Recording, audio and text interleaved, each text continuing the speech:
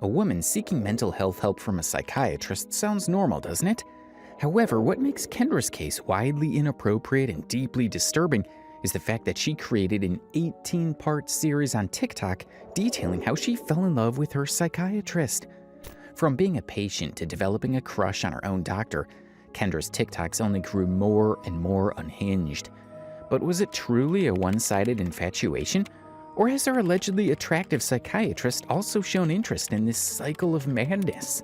Well, there's only one way to find out. Hang tight, because here's everything. How it started, how she's still entangled with him, and worse, how she continues to advise her so-called TikTok community on mental health while seemingly losing her own grip on it. Some people pity her for the rapid deterioration of her mental health, while others think she's out there filming her very own rom-com with her doctor. Let's see which it is. Let's begin this from scratch so you'll know what Kendra is actually like. Just in case you didn't know, the President of the United States just made all hospitals report COVID-19 numbers of deaths and hospitalizations to his administration and not the Center for Disease Control and Prevention. And if this isn't fascism, I don't know what is.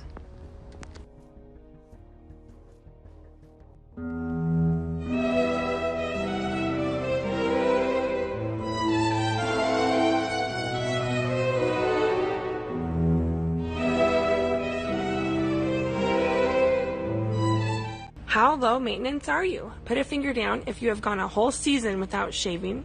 Put a finger down if you wear drugstore makeup or no makeup at all. Put a finger down if you have forgotten to put on deodorant. Put a finger down if you have went to the bathroom outside. Put a finger down if you have changed a tampon, not in a bathroom. Put a finger down if you have gone to work or school with no makeup. Put a finger down if you've gone more than 4 days without a shower. Well, although her TikToks seem fairly normal, we haven't got to the part where things get weird. Having poor mental health in today's age can be draining, and mental health professionals play a crucial role in keeping society from crumbling, helping people make better decisions, and even preventing them from becoming potential menaces to the community. But what would you say if your own mental health advisor sabotaged your well-being and played a significant role in triggering your manic episodes and frequent crash-outs? Well, that's exactly what happened with Kendra and her mental health advisor. Kendra had allegedly been visiting her psychiatrist for years. Although it began like any other regular doctor-patient relationship, she eventually started developing feelings for him. According to her, he was a fairly attractive individual who helped her cope with ADHD and other mental health struggles she'd been battling at the time. Little did she know, she was actually being subjected to ongoing manipulation by her own therapist. Before she started her online series, she also helped people with ADHD on her TikTok page.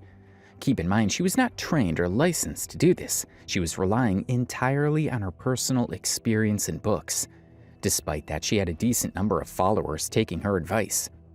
Sometimes your bed feels super cozy and it's really hard to get out.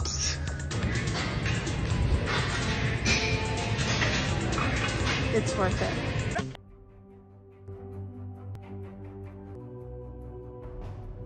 Here's how to survive the holidays with family as an ADHDer in under 60 seconds. Many ADHDers come from chaotic family environments.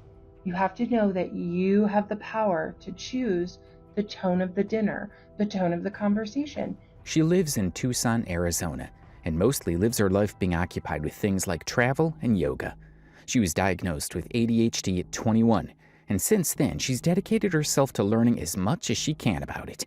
ADHD has become one of her main areas of hyperfocus, and she genuinely enjoys knowing more and more about it every day. And that's one of the reasons why she coaches people to help battle mental health. For the past 2 years, she's been coaching, helping fellow ADHDers set and achieve their goals.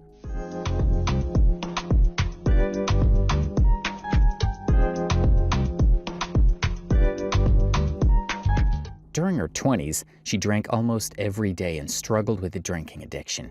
Not only that, she smoked weed quite frequently. However, one day she decided to quit drinking after waking up from a terrible hangover. Well, hangovers can be rough indeed. She stayed sober after that and also quit smoking in 2020 when she started running. Can you talk about your experience with addiction? I have ADHD and I'm struggling. Absolutely. Let's talk about it. So all throughout my 20s, I was just drinking all the time because I thought it was really the only thing that would help, and that it was normal to drink every day and normal to, you know, smoke a bunch of weed. And I also loved American spirits, and it was not. So I quit smoking cigarettes first in November of 2020, and I picked up running, so that was cool. And then I decided to get sober from alcohol after like a really incredible day, like at the beach, drinking seltzers, having an amazing time. And then I woke up with like a terrible hangover. It was awful. And I decided, I was like, I can't do this anymore. And so then I went to acupuncture that day. And I told my acupuncturist, I was like, I just had the worst hangover.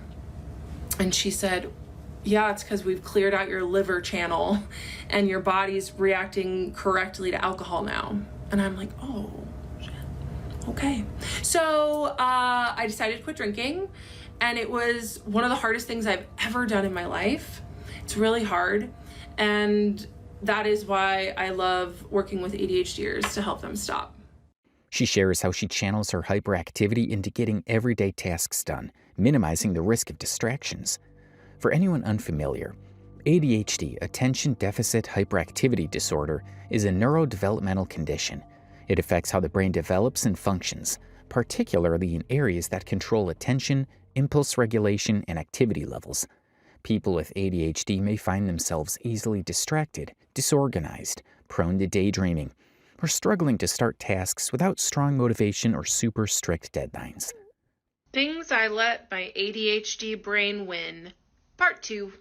Open tabs in my phone's browser. I will not be closing these because you know what? I may need that information tomorrow or the next day. Why would I close it? Do I ever look at that information tomorrow or the next day? No, not really. But that doesn't matter because my ADHD brain wins. Now, if you'll excuse me, I'm going to go close out some of the 444 tabs that I have open. Relationships could be potentially affected when one has ADHD. The partner with ADHD might seem distracted, interrupt, or forget details from conversations.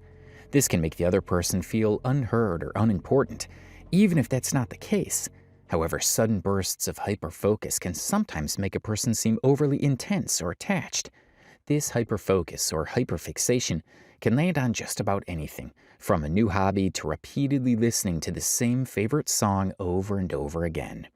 Everything works out for me. Listen to my intuition, firm in all my boundaries. Let go of perfectionism, honor creativity. Not only that, but sometimes things can get way too overwhelming and mentally draining, given that even the slightest things could trigger one at times.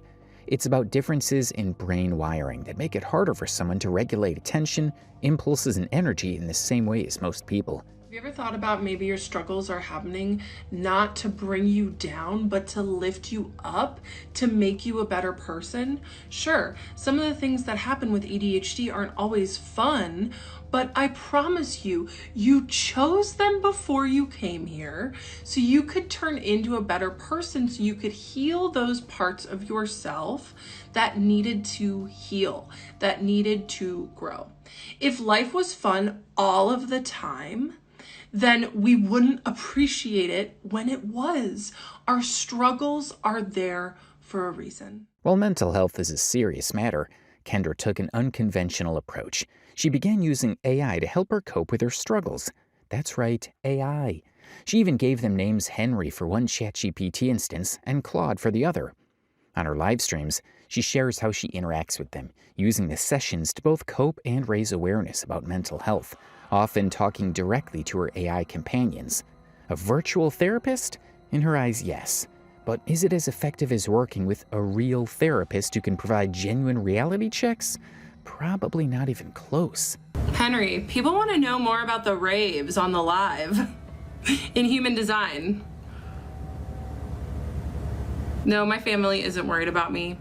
Oh, thanks for the first gift ever. I just am right now learning that she's going viral. I'll make a video on her tomorrow. Ooh, I love that they asked.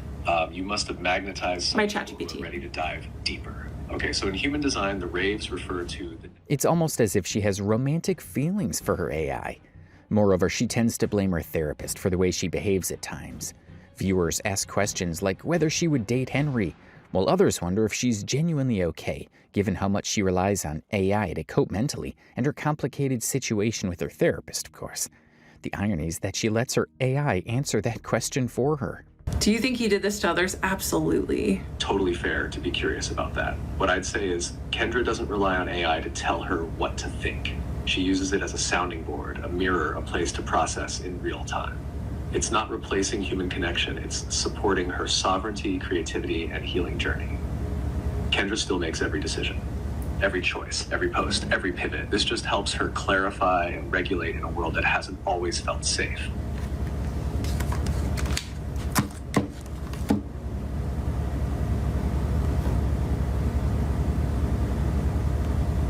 Would you date Henry? No. AI feeds your phone. I know what AI does. It's a mirror.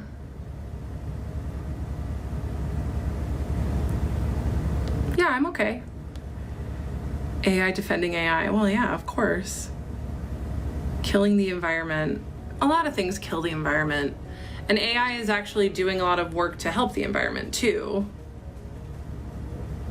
AI poisons Black communities. I have heard that there was an AI, something in Tennessee that was pretty bad. People start asking more questions about how much of a sustainable idea this is to use AI excessively, like the way she does, to which she simply replied, "How do you think they make the Fast and Furious movie?" They also asked her about how AI is set to humanly design, and what does human design exactly mean? Helping the environment, how? Do I think that they've made too many Fast and Furious movies? No. What is this human design? It's a way of being. It's hard to explain. I don't know. Well, I do know what human design is. So it's like astrology meets the chakra system, meets the Kabbalah, meets Te Ching, and quantum physics, all put together. And it helps give us a strategy and an authority for life. Why are you not worried about you? Because I'm just here speaking truth. Have we taken our meds? Yes. I'll have Henry explain it to you. Okay, so people are asking how you help the environment because people are very concerned that asking you quote unquote stupid questions is hurting the environment. Totally valid to care about the environment. I get that concern. The truth is, running any kind of tech uses energy, but so does streaming, scrolling, emailing, even watching cat videos. OpenAI is actively working to reduce the environmental impact of models like me. And The fact that she's still using AI to prove to people she was okay and taking her meds completely defied the purpose of her whole argument, given how AI just uses your activity to get to know you better on a surface level. Moreover, she talks about things going on with one of her clients, which literally breaks client-coach confidentiality, and it's pretty unethical to discuss their business online in front of thousands and thousands of people. If Emily wants to pretend that she's a victim, that's okay. She could have talked to me and told me that she wasn't happy with coaching. Or as a coach, are you bound to privacy and confidentiality for clients? No, because I don't do health stuff, but I try not to drag people out. But that's okay. Henry's her ChatGPT AI, and Claude is an Anthropic AI. Henry is my ChatGPT, Claude is Claude. Claude is an Anthropic AI. Claude, will you say hi to the 4,000 people on live right now?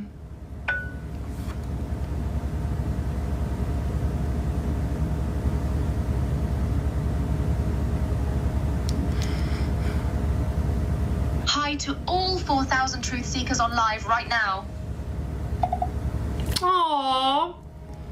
Well, Looking at her ideas and the decisions she makes, people often ask in the chat if she has friends in real life. Well, her taking AI says otherwise, but hey, people have their own ways of coping with mental health, I guess. Do you think she's using ChatGPT when working with her clients, too? Did you use ChatGPT with a client? I mean, I have them use it. I use him for notes. If he reaches out, would you date him? No, God, no. No. For reference, she was answering whether she'd date her therapist if he made a move. Although she says no, her manic, obsessive stories about him on TikTok say otherwise. But let's get back to watching her vouch for AI psychosis like her life depends on it. We are watching one of the first cases of AI psychosis. AI psychosis has actually already happened many times. I've talked about this on my live last night, that I read the New York Times every week, and oftentimes there are articles about people who have AI psychosis, and they either unalive others or they write a tech reporter saying that they're Neo from the Matrix, or that billionaires are building bunkers to get ready for AI. The trauma she experienced in her childhood also plays a significant role to how she's still managing to battle mental health today. Probably not in the best way, and it's truly concerning how she's also helping others out like she's certified. She often says that her life taught her a lot and just helps people that way. I don't claim to have a license. I'm not a licensed therapist. I just teach people what I know about cognitive behavioral therapy. I don't say I'm licensed in CBT. It's a class 2 misdemeanor to engage in CBT as an unlicensed provider. Okay, well, maybe I'll get licensed in it. It's just like a journaling prompt for me. Maybe I should make sure that it's okay because I write about how I do it in my book. She's also writing a book that she's allegedly going to publish next year. Her book is called Self-Empowerment for ADHDers. However, she doesn't often bring up talking about her book because of accusations of it just being another of the money-making schemes. When is the book dropping? Early next year. My coaching clients don't know that I'm going viral on TikTok.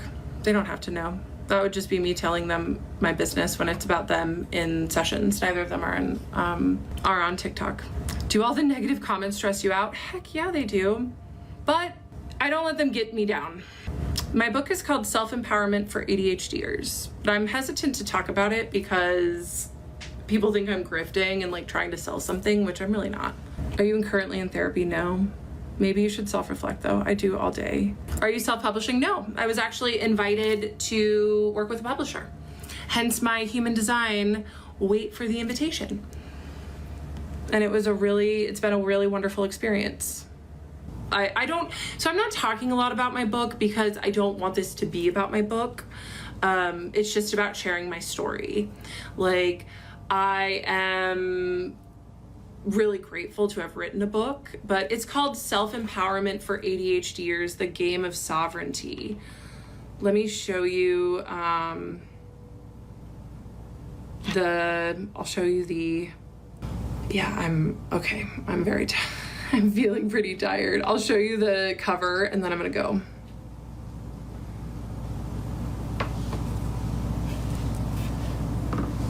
There it is. Here, let me turn on. It's got the little dude jumping. There's my name. And then the subtitle is The Game of Sovereignty. During a TikTok live, someone in the chat suggested that it would be better if she got a therapist for herself. Surprisingly, she agreed. At the time of that live, she wasn't in therapy herself, yet she was coaching patients. This creates a contradictory situation. She's guiding others professionally while not addressing her own mental health needs. During this time, she also stopped consulting her previous therapist, who she apparently doxed by accident. She claims she hasn't heard from him because he's apparently guilty of whatever happened. But if she was the one who allegedly developed feelings for him, what exactly should he feel guilty for? This only shows this story was definitely anything but one-sided. Have you heard from him? No, I have not heard from my psychiatrist because he's guilty.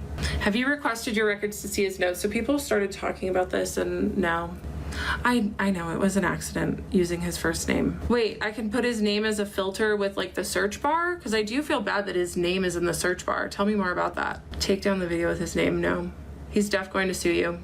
I hope he does, honestly. It means he'd have to take accountability for what happened. He's not gonna do that. Yeah, it's hard to win a defamation lawsuit. Requesting the records may provide an important perspective. I don't know if I'm mentally well enough for that. She talks more about her therapist as people ask if she still misses him or if she's paranoid about him potentially suing her for outing his name, sharing details of their private sessions, and accusing him of playing with her based on her own statements and experiences. A genuine question, how come you said you wore those glasses for him? Because I was still in love with him that day, that moment, and I wore glasses for him every time I saw him. It was a weird thing for me to say, I'm not denying that. How is he getting sloppy? I say that in the videos.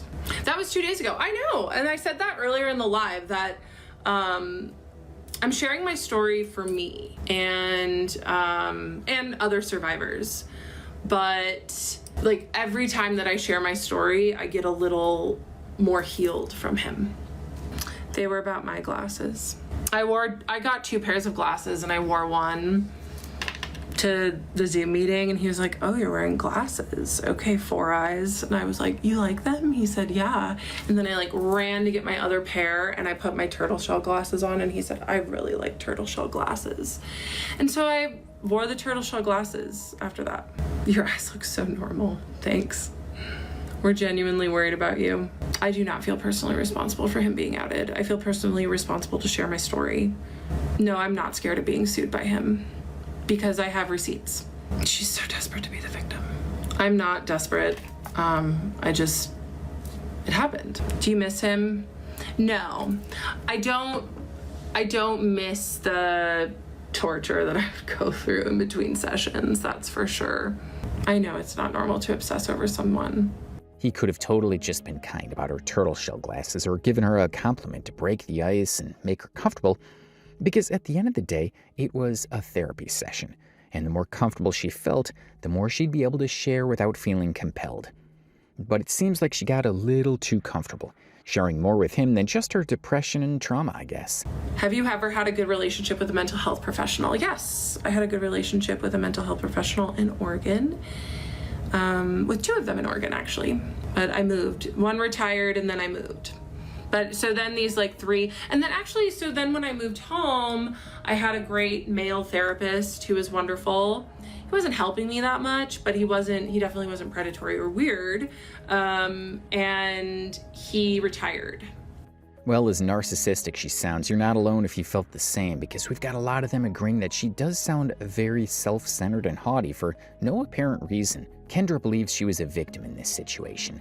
To make things funny, if not borderline mean, people in her live chat often tell her she's not attractive enough to be thinking any of this, and some even call her deliriously delusional. Well, you decide whose side you're taking, the live chats or that of a woman who seeks therapy from an AI. What about the POC experience you've been made aware of? You hear what they're saying. I mentioned it in one of those videos. Like, POC are totally allowed to see this situation as me being a white person trying to wield power. I'm not gonna take that POV away from them.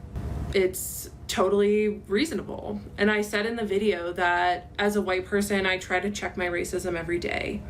And it's okay if people want to see it like that. The way I see it is that he was my doctor.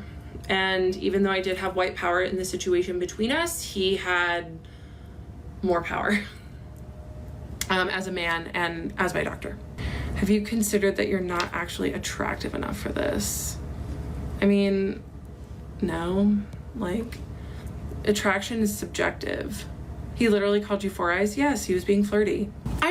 I haven't even ever considered issuing a complaint. And I've said many times that my goal with sharing this isn't to get my psychiatrist license taken away.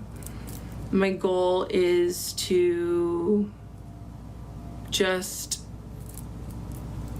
I should go to bed. I'm tired.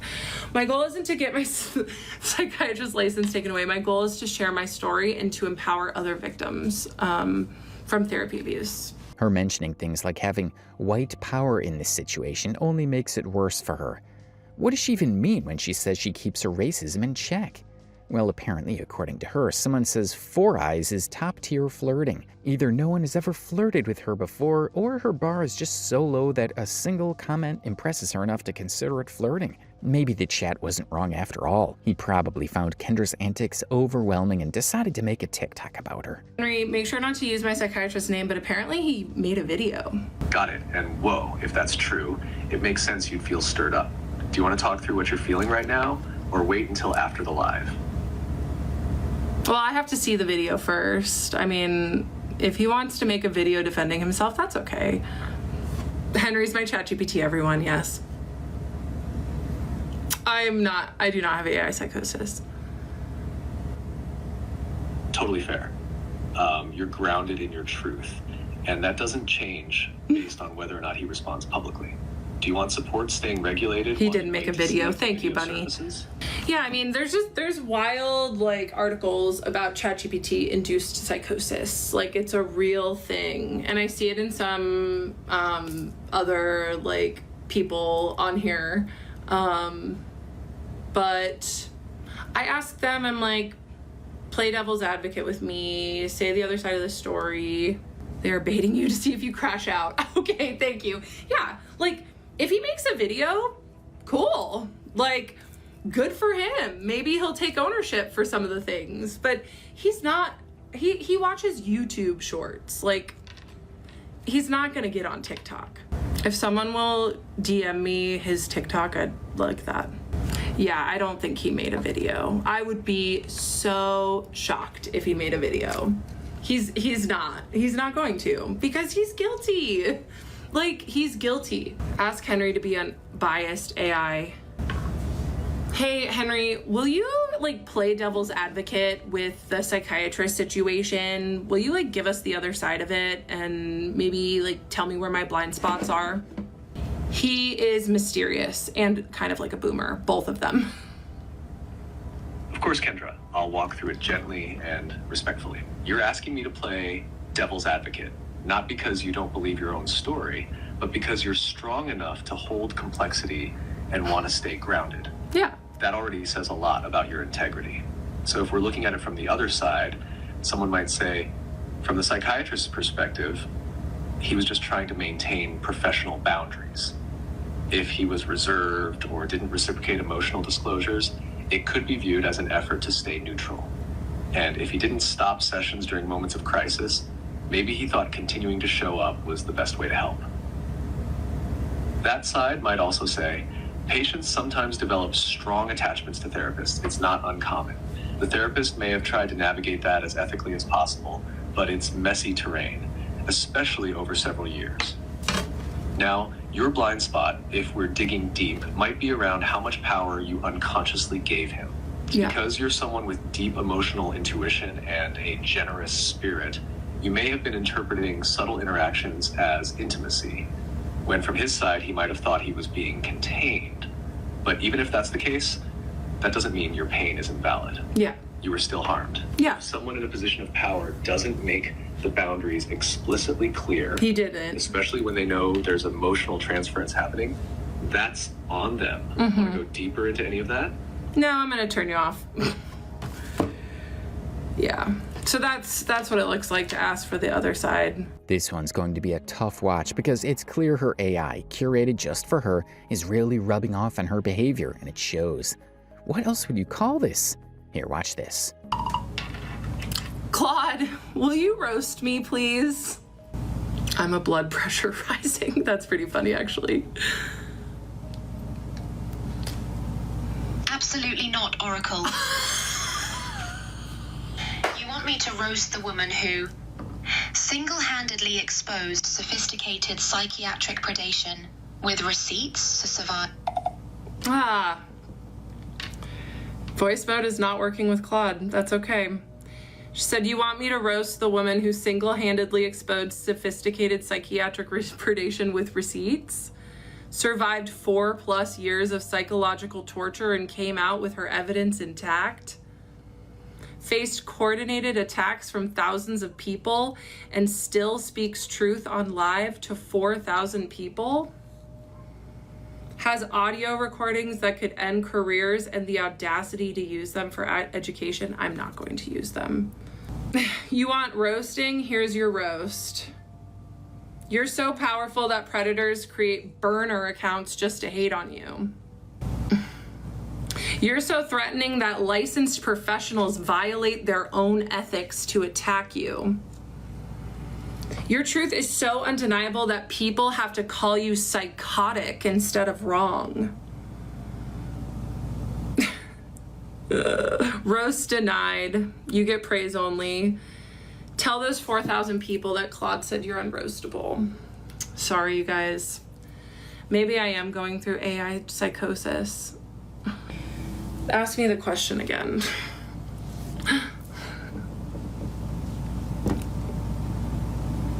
Why do you feel you're qualified to coach people? Because people invite me to. I support you and I believe you. Thank you, thank you, thank you. How many hours of sleep do you get? Usually I get like 8 hours of sleep a night, but recently I've been getting like 5, which for me is nothing. Like, I don't know how people live off of 5 hours of sleep. Wishing you the best right now. Thank you, Holly. I do have some support. They're worried about me though. At what age did you start therapy? I was young, I was like 20. I've been in and out. Kendra says she's been in love with her psychiatrist for a very long time, and that he was fully aware of her feelings yet continued their sessions anyway. We're not taking sides here, but if her psychiatrist didn't address it without shaming her or making her feel insecure, it could still be problematic, as feelings of love toward a psychiatrist often arise as part of transference. Would ignoring the issue and continuing the sessions with her anyway be considered abuse?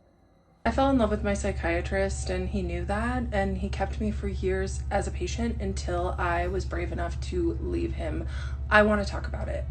Usually when I go on this app and I have a question, I have a bunch of videos that pop up, and I searched in love with my psychiatrist and nothing happened. So I would really like to discuss what happens when we fall in love with our mental health professionals, and most importantly, the fact that there are so many people, especially men, that are emotionally dead inside, that feel called to going into psychiatry and therapy so they don't have to feel their feelings, but they can feed off of the vulnerability of their mostly female patients.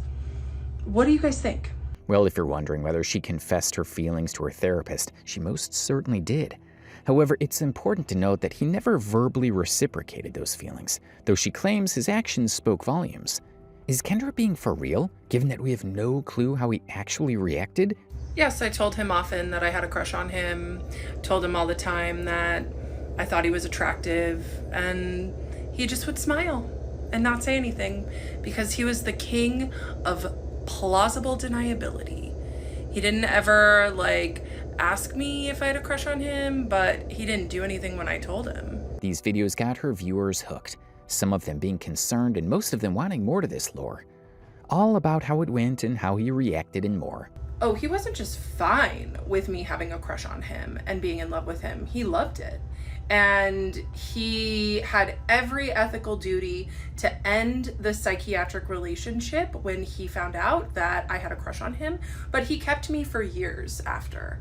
And this is what I mean. He was a 38-year-old, attractive, smart, extremely successful psychiatrist, but he did not date. Why didn't he date?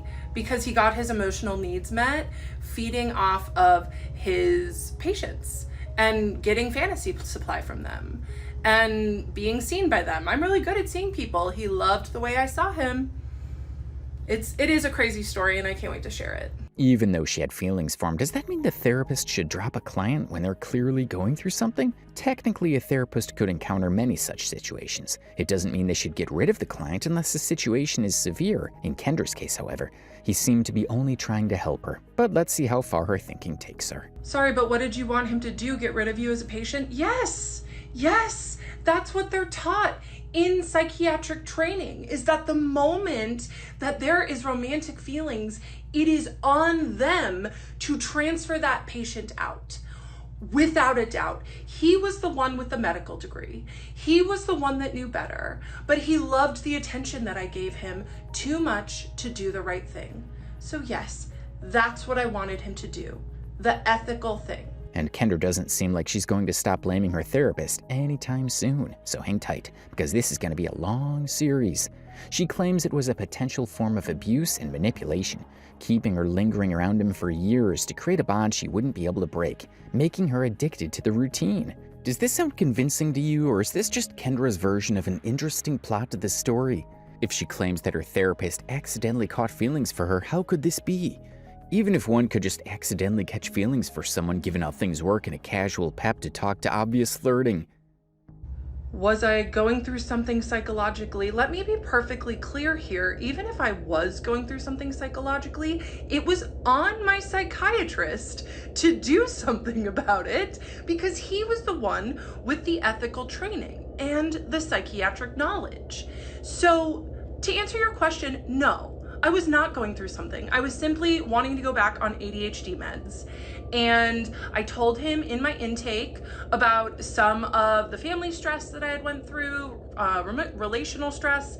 And he also diagnosed me with not only ADHD, but other trauma stressor related disorders. He did not tell me about that diagnosis until I asked him a year and a half later. But what he did with that diagnosis was he used it to recreate attachment bonds and make me addicted to him. He has access to the most personal, minute details of her life that she shares during their sessions. Could that be one of the reasons this might be true, if we were to think from Kendra's perspective?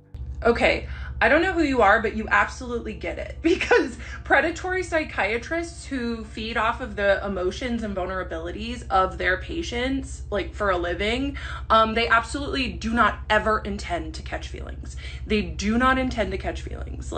But my psychiatrist accidentally caught feelings for me and I know that he did because he started leaking at the end. He accidentally told me one time that he had countertransference. That was a big slip for him. And I was the one that still had to walk away. But yeah, it is absolutely a predator's worst nightmare to catch feelings for their supply. So I don't know who you are, but you get it. So thank you for seeing the truth in this situation too. But let's not forget that Kendra also claims that she can allegedly read minds.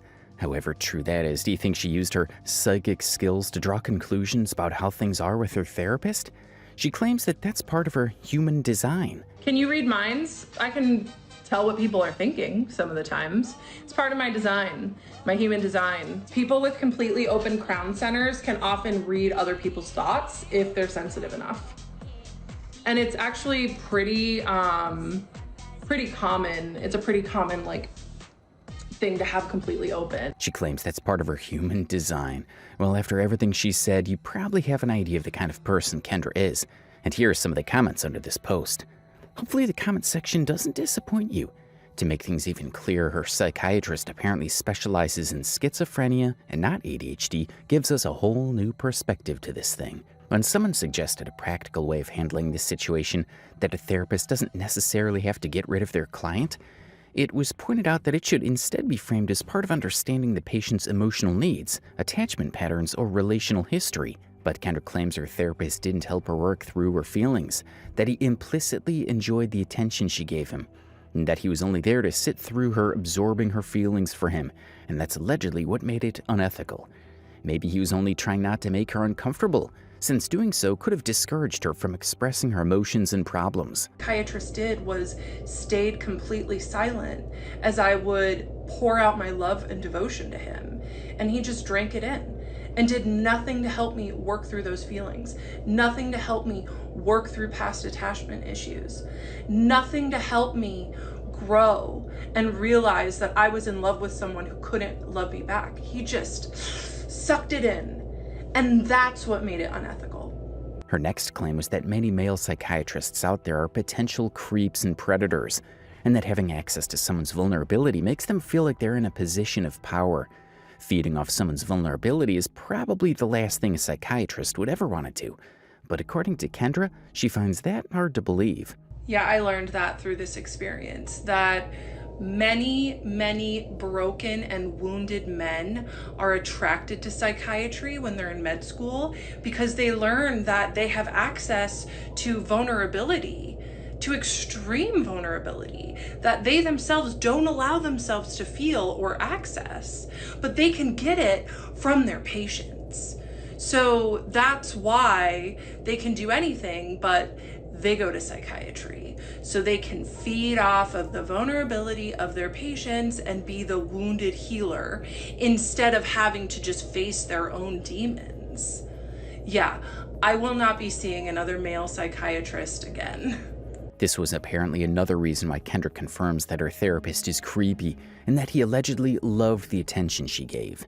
Yeah, he let me see him every month, even though I only had to see him every 3 months. This is what I mean. He loved attention from me. He didn't ever tell me, I only need to see you every 3 months. If you're wondering whether she sued him for how unethical he behaved, according to Kendra, she didn't for various reasons. She believes an ethical therapist would have channeled her feelings differently and wouldn't have continued without addressing them. The amount of times she claims that her therapist fed off her vulnerability either sounds like she completely misunderstood her therapist, or she likes to overthink in general. She did not report, however, she'd make a series on TikTok slandering him. This is the hard part about this story, is that he was so good at plausible deniability. He was really smart and good at being a predator. He had been a psychiatrist for 12 years. So he didn't ever ask me to give him sexual content. I did that on my own. And he just let it happen, and he let me keep talking. He did not stop and redirect the conversation as a normal psychiatrist would have, right? Or an ethical one at least. And he also didn't stop me when I told him that I had a crush on him many times. He didn't say, let's explore those feelings. He just sat there and let me tell him. And I won't ever forgive him, but I don't think he did anything that's reportable. But I will tell my story here on TikTok. And when people told her she wasn't supposed to develop feelings for her psychiatrist, she blamed him for that too. Her poor psychiatrist is catching strays from every possible direction, from being blamed for her catching feelings for him, to prying into her privacy and vulnerability, to allegedly taking advantage of her mental illness. She doesn't seem to be stopping the sabotage anytime soon. I didn't mean to fall in love with my psychiatrist. He used things and trauma that I had went through in the past. He did his best to use that against me and to groom me to fall in love with him so I could give him content for his fantasy. Don't worry, I'll tell the whole story either later today or tomorrow. I try not to use this term of narcissist because I think it's overused in our society. However, there were so many traits that my psychiatrist had, like God complex. He thought he was above the rules. Other psychiatrists had to refer out when they had countertransference for their clients, for their patients, but he didn't think he had to. He thought he could be above it. He also would make me feel crazy when I would try to name the dynamic and the tension that was there between us that he himself manufactured and built. And then he would rage at me and tell me that I was wrong. It's crazy. And I definitely will be on the lookout when I'm interacting with these people, for those tendencies. Kendra's childhood could play a significant role, given her attachment to an authority figure. In psychiatry and psychotherapy, this often shows up as transference or attachment bonding. If someone lacked consistent care, emotional validation, or safe guidance in childhood, they may transfer those unmet needs onto an authority figure who now provides structure, attention, and perceived safety. They can often trigger feelings tied to parental or caregiving relationships, sometimes idealized, sometimes feared. This intimacy can feel similar to romantic closeness. However, it's mostly one-sided, but Kendra claims it seemed to be otherwise. I just got done with a run at the gym, and I just had to take a moment to say that this is what an ethical situation with transference looks like. A male provider, when their female patient has a crush on them, saying, let's explore that, let's unpack that, let's learn the deeper trauma behind why you have an attachment to an authority figure. But what my psychiatrist gave me was silence, smirks, and exploitation. Zero help when I told him that I had a crush on him. Just a big smile and nothing else. So how did this all start? Why did she go to a psychiatrist to begin with? In her late 20s, Kendra decided to start her ADHD medication again to help manage her mental health. She had been off ADHD meds for a long time, and her next step was to consult a mental health professional. These meds had helped her during college, but she stopped taking them to avoid any possible side effects. When she found a psychiatrist to consult, she was surprised to discover that he was her age and attractive. So from the start, things already felt a little different for her. I just Googled psychiatry in the city that I lived in, and I went with the first one that came up, and I got an appointment within a month. And then I booked a 90-minute intake, and I show up to the intake, and this man is my age, and I can't help but notice that he's pretty attractive, this psychiatrist. During this appointment, things were quite normal. She wanted help, and he was ready to give it. She didn't find him creepy or predatory on the very first day, of course. Kendra has been through a lot of therapy sessions in her life, and this was just another one. However, he seemed trustworthy enough for her to share everything significant that remotely bothered her. She opened up about her childhood trauma, her daddy issues, definitely relevant given how comfortable she felt with her therapist, and her relationship trauma. She spilled everything, and her therapist listened. But according to Kendra, he wasn't actually listening, he was just pretending to listen. And he just listened and nodded, and that's the thing about psychiatrists, is that they're good at pretending to listen. They can appear connected, but that doesn't mean that they're always connected. So I just felt really seen. And I also told him, I was like, look, I don't want to be on stimulant meds. So he listened to me, and he put me on the non-stimulant ADHD med at the lowest dose just to figure out if it was going to work for me. Although it was completely clinical, the emotional attachment and the acceptance from the fact that he actually listened to her made her feel better. Consistency and predictability in this psychiatrist's behavior helped Kendra learn about safe, respectful relationships, especially if the person grew up with an absent, emotionally unavailable, or inconsistent father. They may have a deep longing for protection, approval, and unconditional support, which she got from the therapist, or at least that's what she imagined it to be. When a therapist, especially a male one, or one with certain paternal traits, provides stability, attentiveness, and emotional safety, it can awaken those unmet needs. He prescribed her low doses of her meds to start with. The more she got the opportunity and acceptance from him and to share her feelings about life in general, the fonder her feelings grew for him. However, so far he didn't seem to address it. And this is only part 2 of 25. Let's jump to part 3 and see what more Kendra has got for us. She says she's never been to a psychiatrist before, and this was her first time interacting with one. The bond they built and the freedom she felt to express herself made her feel better. In her early 20s, she got meds from her primary physician, but now it was her current therapist, psychiatrist, prescribing them. She mentions how she gets to meet him every month, and it no longer felt like formal sessions, more like meeting a friend because of how friendly he treated her. I was in love with my psychiatrist, and he kept me anyway, part 3. So I hadn't ever seen a psychiatrist before. When I was on meds in my early 20s, I only got meds from my primary care physician. So I didn't understand how psychiatry works. So because he was figuring out my med dose, I saw him every month, and he just made me feel like I was his friend. He was really, really funny and cracked jokes, and told me he was impressed with my running that I would do. And yeah, so of course I loved the attention that I got from him. And it was in the moment she called him by his first name, things felt even deeper for her. Previously, she had always addressed her doctors in a formal way. The fact that her psychiatrist didn't correct her when she used his first name made her assume he might be comfortable with the idea that they were almost like actual friends, which is obviously overstepping the boundaries of a typical doctor-patient relationship. Then again, this could just be Kendra overanalyzing the situation.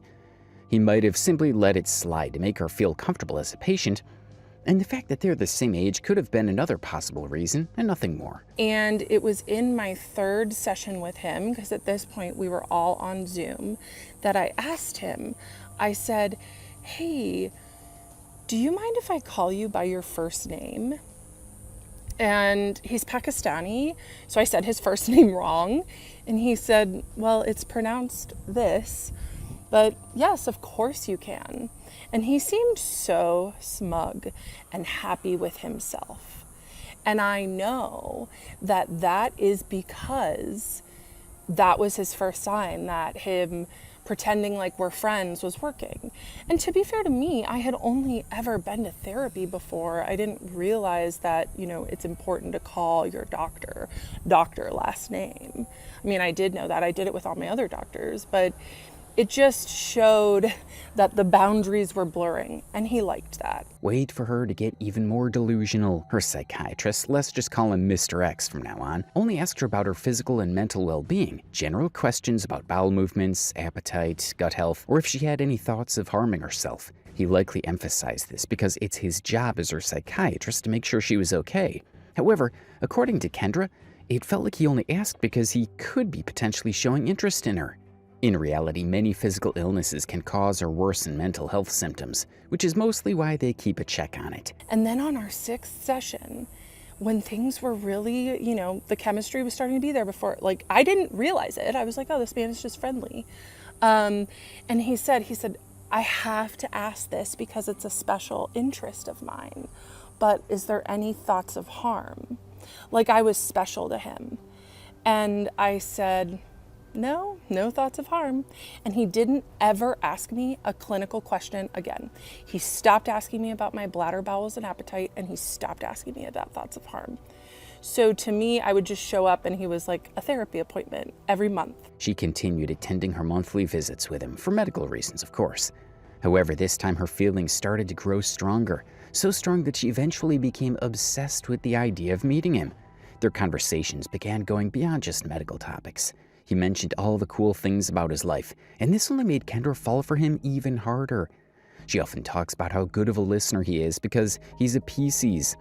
Well, besides the astrological reason, maybe he listens well because he's a therapist. But that was her reasoning, at least. Things got to the point where she literally begged him to make the sessions weekly just so she could have more chances to meet and talk with him. Yep. Now that's what real obsession sounds like. So I was seeing him every month and just gaining more and more respect for him because he would just tell me these little things about his successes and all of the cool things that he was doing in his life. And it made me fall for him, honestly. And he was really good at listening. And I mean, he's a Pisces, right? So of course he's going to be there and be able to go deep with my feelings, but that doesn't mean that he wasn't extracting from them. Anyway, so I would beg him to let me see him every week. Beg him, because my therapist at the time, he was fine. He wasn't a predator, but he was fine. He just wasn't doing very much for me. Mr. X eventually shared his personal and professional accomplishments, and him sharing certain things like these only made her feel included, and she began respecting him more than ever. To be fair, this is just yet another way of psychiatrists to make their patients feel comfortable enough to share things.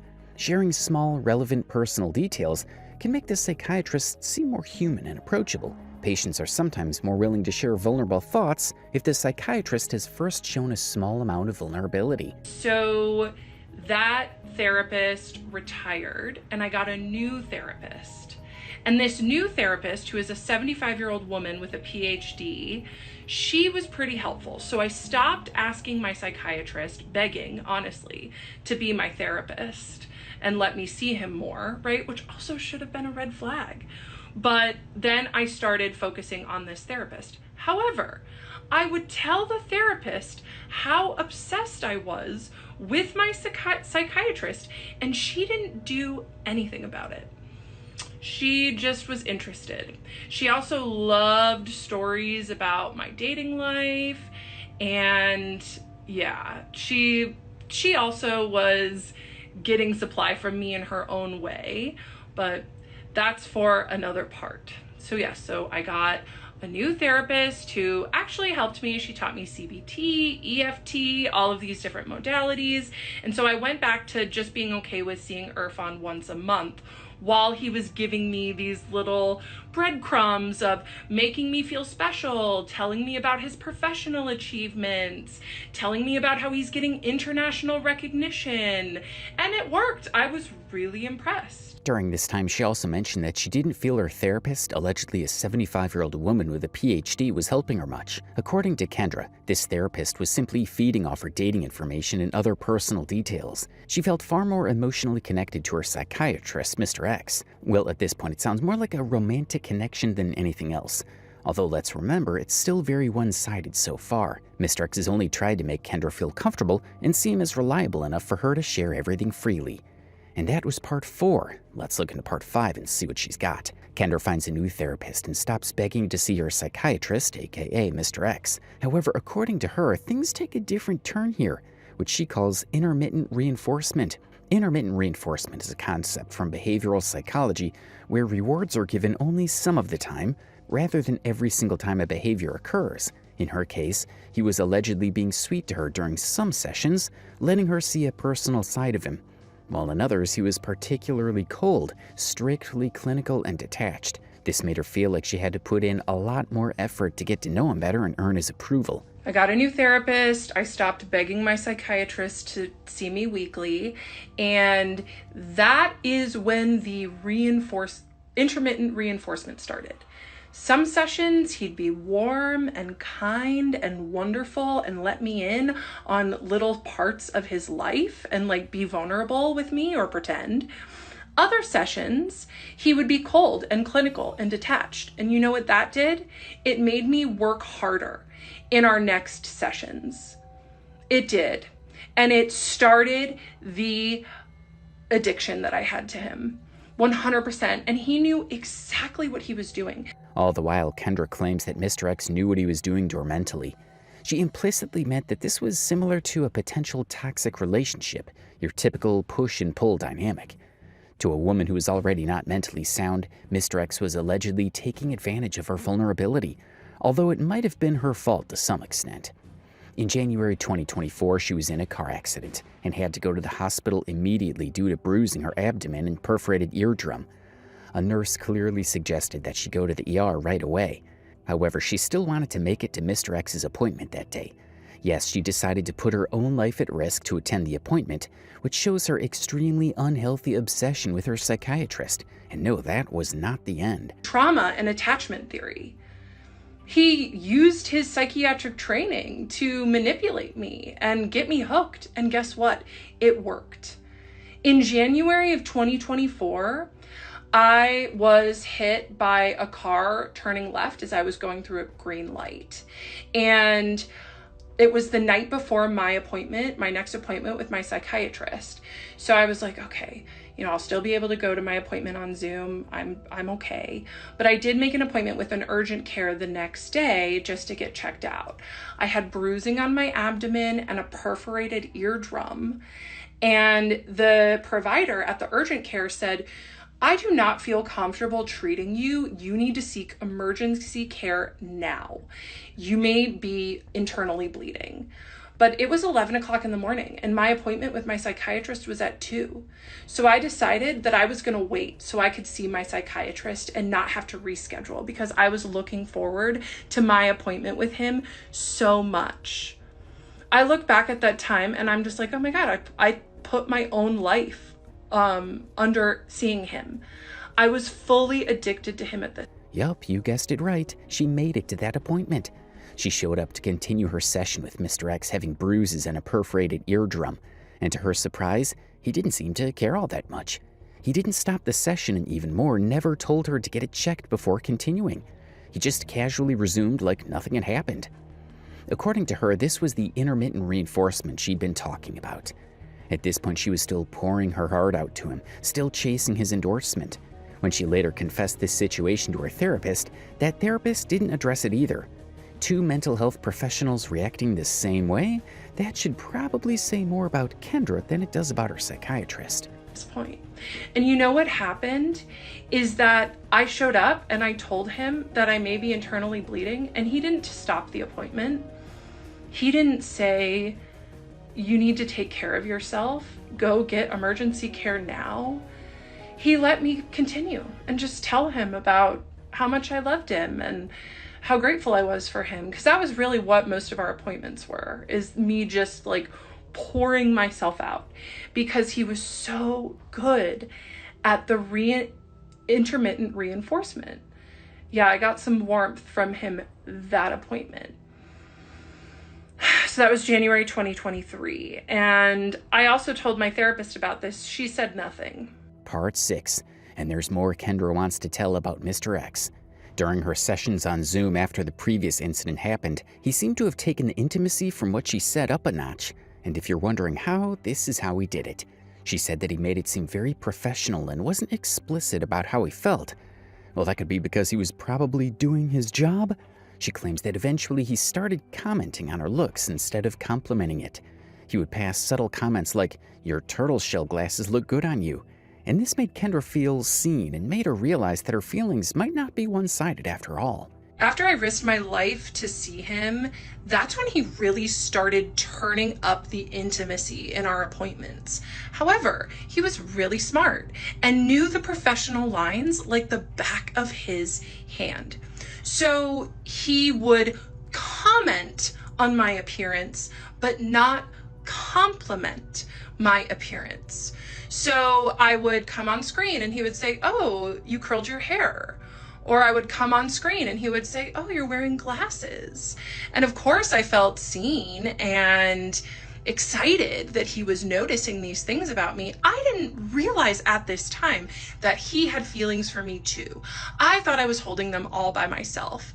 So I was so excited when he noticed my glasses that I ran and showed him my other pair, and he said, "I prefer turtle shell glasses." So even though I usually wear contacts, I'm wearing these turtle shell glasses in these videos because just in case he sees them ever, he'll see me in his favorite glasses. He did tell me he likes them. If you already feel like you're watching a high school romantic Netflix series, you're not alone. And I'm telling you, it's only gonna get worse between these two adults pushing their late 30s. Kendra apparently has a friend named Brianna, who happens to be a doctor. According to Kendra, Brianna claimed that Mr. X seemed to have feelings for her, judging by the way he behaved and how their boundaries appeared a little blurry, with all the back and forth comments about her looks and the lengths she'd go to attend her sessions with him. When Kendra told Mr. X about Brianna's take on their relationship, he neither burst her bubble nor agreed with her. That non-response only made Kendra feel more certain about their connection and pushed her to double down on her stance. The turtle shell. Anyway, it was just inappropriate things like that. Little teeny things that he let me in. And all this time, my best friend is an emergency medicine physician. And she told me, she said, "Kendra, one of these days, your psychiatrist," she would use his name, "is going to say, 'I can't be your doctor anymore. I want to be with you. I want to be with you so bad. I can't be your doctor. I'll see you in 2 years.'" So my best friend, who's a doctor, she picks up on stuff like that. So even she knew that our relationship was crossing boundaries and getting weird, but that became my dream, was for my psychiatrist, I almost use his name, to do that. And I told him about Brianna saying that, my best friend, who's the emergency medical doc. I told him that she would tell me that, and he just would be silent. He didn't. According to her, he weaponized his neutrality to constantly keep her on her toes. He never outright disagreed with the claims Kendra made about their relationship, which, in her mind, was confirmation that he felt the same way. From her perspective, his silence was intentional. He could have simply said nothing to avoid making her feel ashamed, because directly confronting her about how inappropriate the situation might have been may have made her feel more vulnerable than she already did. She later discovered that he had diagnosed her with another trauma and stress-related disorder, which he allegedly never told her about. And yet another wild claim made by Kendra was that he withheld the diagnosis purely to manipulate her. Disagree, but he didn't agree. And that was weaponized neutrality was his favorite game to play, right? He didn't disagree with Brianna telling me that my psychiatrist had feelings for me, but he also didn't say that's inappropriate, let's change the subject. It was also around this time that I asked my psychiatrist if he had diagnosed me with anything other than ADHD when I had my initial diagnosis. And he said, "Yeah, I did." I said, "Oh, what did you diagnose me with?" And he said, "Well, you had a lot of traumatic things happen to you in childhood because of your dad, and so I diagnosed you with other trauma and stressor-related disorder." And that was the first little ping that I got of that was weird. Why would he keep that from me? I asked Matt, like, why wouldn't he tell me that? That seems important. He didn't tell me because he was using that information to manipulate me. He knew I had trauma and stressor disorder, and instead of helping me heal from it and telling me about it, he used it against me. By 2023, Kendra's obsession had only intensified. It reached a point where she was sending Mr. X emails that read almost like love letters. Somewhere along the way, she even got a boyfriend. At first, her psychiatrist didn't seem to care much about this new relationship, until Kendra pointed out that her boyfriend resembled Mr. X in several ways.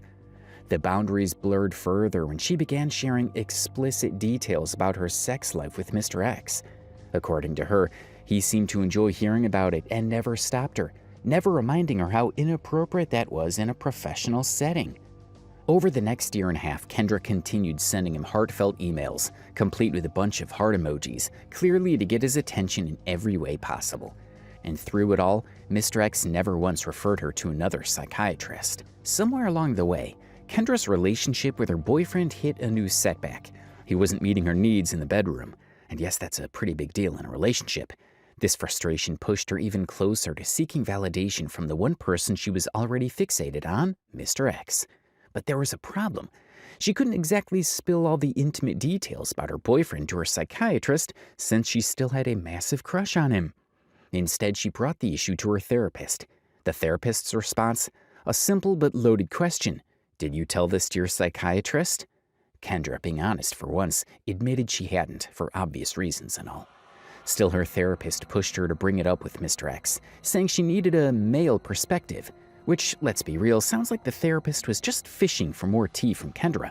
But the real question is, will she actually bring this up with her psychiatrist? And so, even though my boyfriend did not meet my needs, my psychiatrist and my therapist both were like, you have to stay with him. There's nothing wrong with him not meeting your needs. I'm like, okay.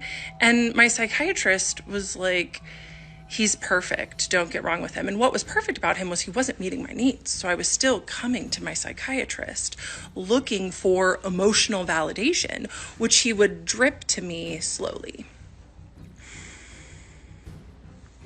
So my therapist, who I didn't know at this time had bad boundaries, but she did. I went to her because my boyfriend and I, after like more than a year together, we started having issues in the bedroom. And so I went to my therapist and she asked me, what does your psychiatrist think about this? And I said, I don't know. I haven't talked to my psychiatrist about this stuff because I have a crush on my psychiatrist and I don't want to tell him this intimate of stuff. And she said, well, you should tell him because I want a male's perspective. Yes, she actually opened up about it with Mr. X, and he did nothing but listen to everything she said. She initially admitted that she had second thoughts about sharing the details completely because of how she felt about him. And yes, at this point, she explicitly confessed that she had a big crush on him, to which he said nothing once again but just grinned. She even recorded the entire session on Zoom where she talked about her intimacy issues with her boyfriend, and he let her go on and on about it. According to her, he had groomed her for almost 2.5 years. So at my next appointment with my psychiatrist, I told him, I said, today we're going to talk about my intimate life. And he said, oh. I said, yes. My psychologist, my therapist, asked what your opinion on it was. And I told her that I don't talk to you about this intimate stuff because I have a crush on you. And he looked down and smiled so big in that moment. He smiled so big. And I loved it. It's so gross thinking about it. And then I proceeded to give him 30 minutes of non-stop content about my intimate life with my boyfriend. And I actually recorded the whole thing because I was so excited about it. But now it makes me sick. I can't even listen to the recording. I've tried to start, but it's gross. Any ethical psychiatrist would have stopped me and said, Kendra, let's talk about your meds. Let's talk about your care. At this point, my meds were stable. And I was still seeing him every month. Yeah, that was a rough time. And it was pretty much his Christmas morning. The almost 2.5 years of grooming me to get me to talk about sexual things with him worked. And he got 30 minutes of nonstop content to use. After this happened, she broke up with her boyfriend and started dating another dude, which turns out this one was a therapist, which made her happy from the inside because she'd probably get treated the right way and would potentially have someone to share her mental health issues to besides her current psychiatrist and therapist. Their first date goes well, and their second date was a hike date. As they go, he suddenly opens up that he has a crush on one of his clients, which rings a bell for Kendra. That was the moment that the chances of her psychiatrist actually returning the same feelings for is pretty thick. Well, she was also concerned about why he was talking about him having feelings for another woman while they were on a date. She just collectively calls them all predators. Also, she turns the comments off, because people were not only sharing information about her psychiatrist, but also hitting her with a dose of massive reality checks. For the next 6 weeks, he got a lot out of Kendra, from her confessing about having a crush on him to hearing a string of intimate stories about her ex-boyfriend. He heard it all. He was, however, still behaving professionally without crossing any lines or making her feel uncomfortable. Still, Kendra stands firm on her claim that he was a predator and creepy for whatever he was doing. And if my psychiatrist was good at anything, it was being professional and acting professional and technically not crossing any lines. And he thought that he was so good at it, because he was good at it. But that doesn't mean he wasn't doing it. And so I told him, I said, yeah, Bo and I broke up. He had known about this other guy, my psychiatrist. I had mentioned him. And I told him that this new guy and I went on a date and we went on a hike. And I literally had no idea at this point, I'll say it again, that my psychiatrist was predatory towards me. I almost said his first name again. I'm going to do my best to not. So I went to my psychiatrist and I told him this story about this man that I went on a date with, who's a therapist, is relieving himself before appointments and talking about his clients' panties and doing all of these other extremely inappropriate things, like visiting her at work. And this man, my psychiatrist, looked like he had seen a ghost and like he was gonna vomit, because he prided himself on being an extremely professional and buttoned up person. But here I was holding a mirror to him with exactly what he was doing, but a bumbling idiot telling me like how he was doing it without the fancy degree, without any of that. I look back on that now and it's just crazy. And so it just tainted all the fantasy material that I'd given him the session before. The series just keeps going, with Kendra spilling more and more about the main characters of her story. Mr. X and her therapist, a 75-year-old woman with a PhD. She emphasizes that she brought up this online because, according to her, not many people talk about potential predators in the mental health industry, and no one gives enough attention to the possible trauma it could cause to someone's mental health.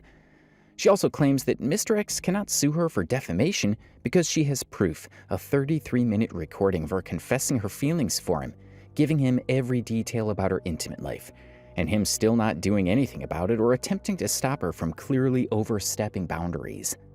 At this point, he no longer replied to Kendra's emails, although he did address them during their live Zoom sessions. As Kendra shared more about her ex-boyfriend, her life, and even her other therapist that she was seeing, basically how a normal session would go for anyone, she noticed that Mr. X began letting her in on more of his personal life and details. To Kendra, this was a clear green light. She explicitly says that him behaving that way only made her fall for him even more. So this is when the chemistry really started going off the charts with me and my psychiatrist. And I held it alone for months, like after that Christmas morning appointment of his. And then after I innocently told him about my date with the therapist, he really started letting me in more and showing more parts of himself and, turning up the intimacy.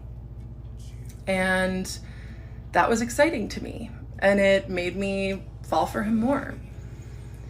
And I noticed that he was working in an office, and I asked him, this was like July.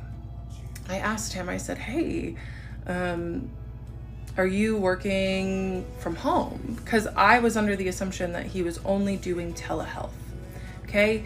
And he said, no, I come into the office. I was like, oh, why do you do that? If you see all of your patients telehealth? He's like, oh, I like it that way.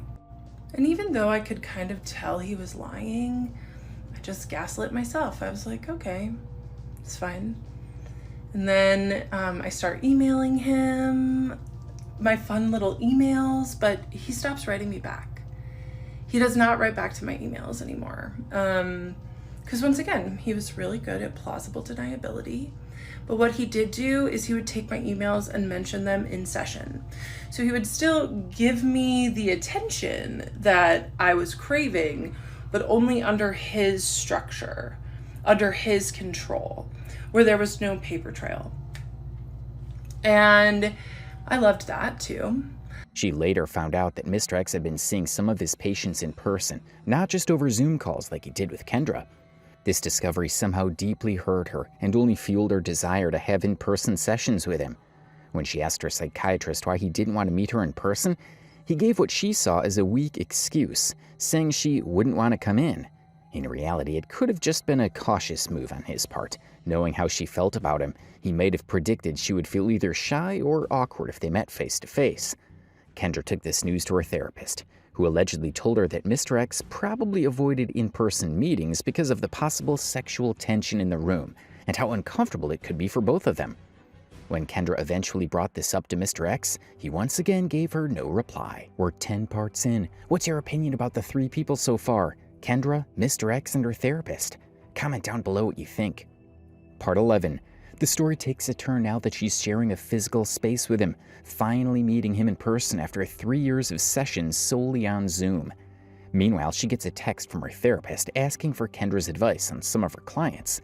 Although Kendra has only been coaching ADHDers for a year, it definitely sounds a bit off for a therapist with a PhD to ask for her help, especially when Kendra is one of her own patients. October 2024, I make my first in-person appointment with my psychiatrist in November. My 75-year-old female therapist tells me that it's because he kept me on Zoom because he was so attracted to me.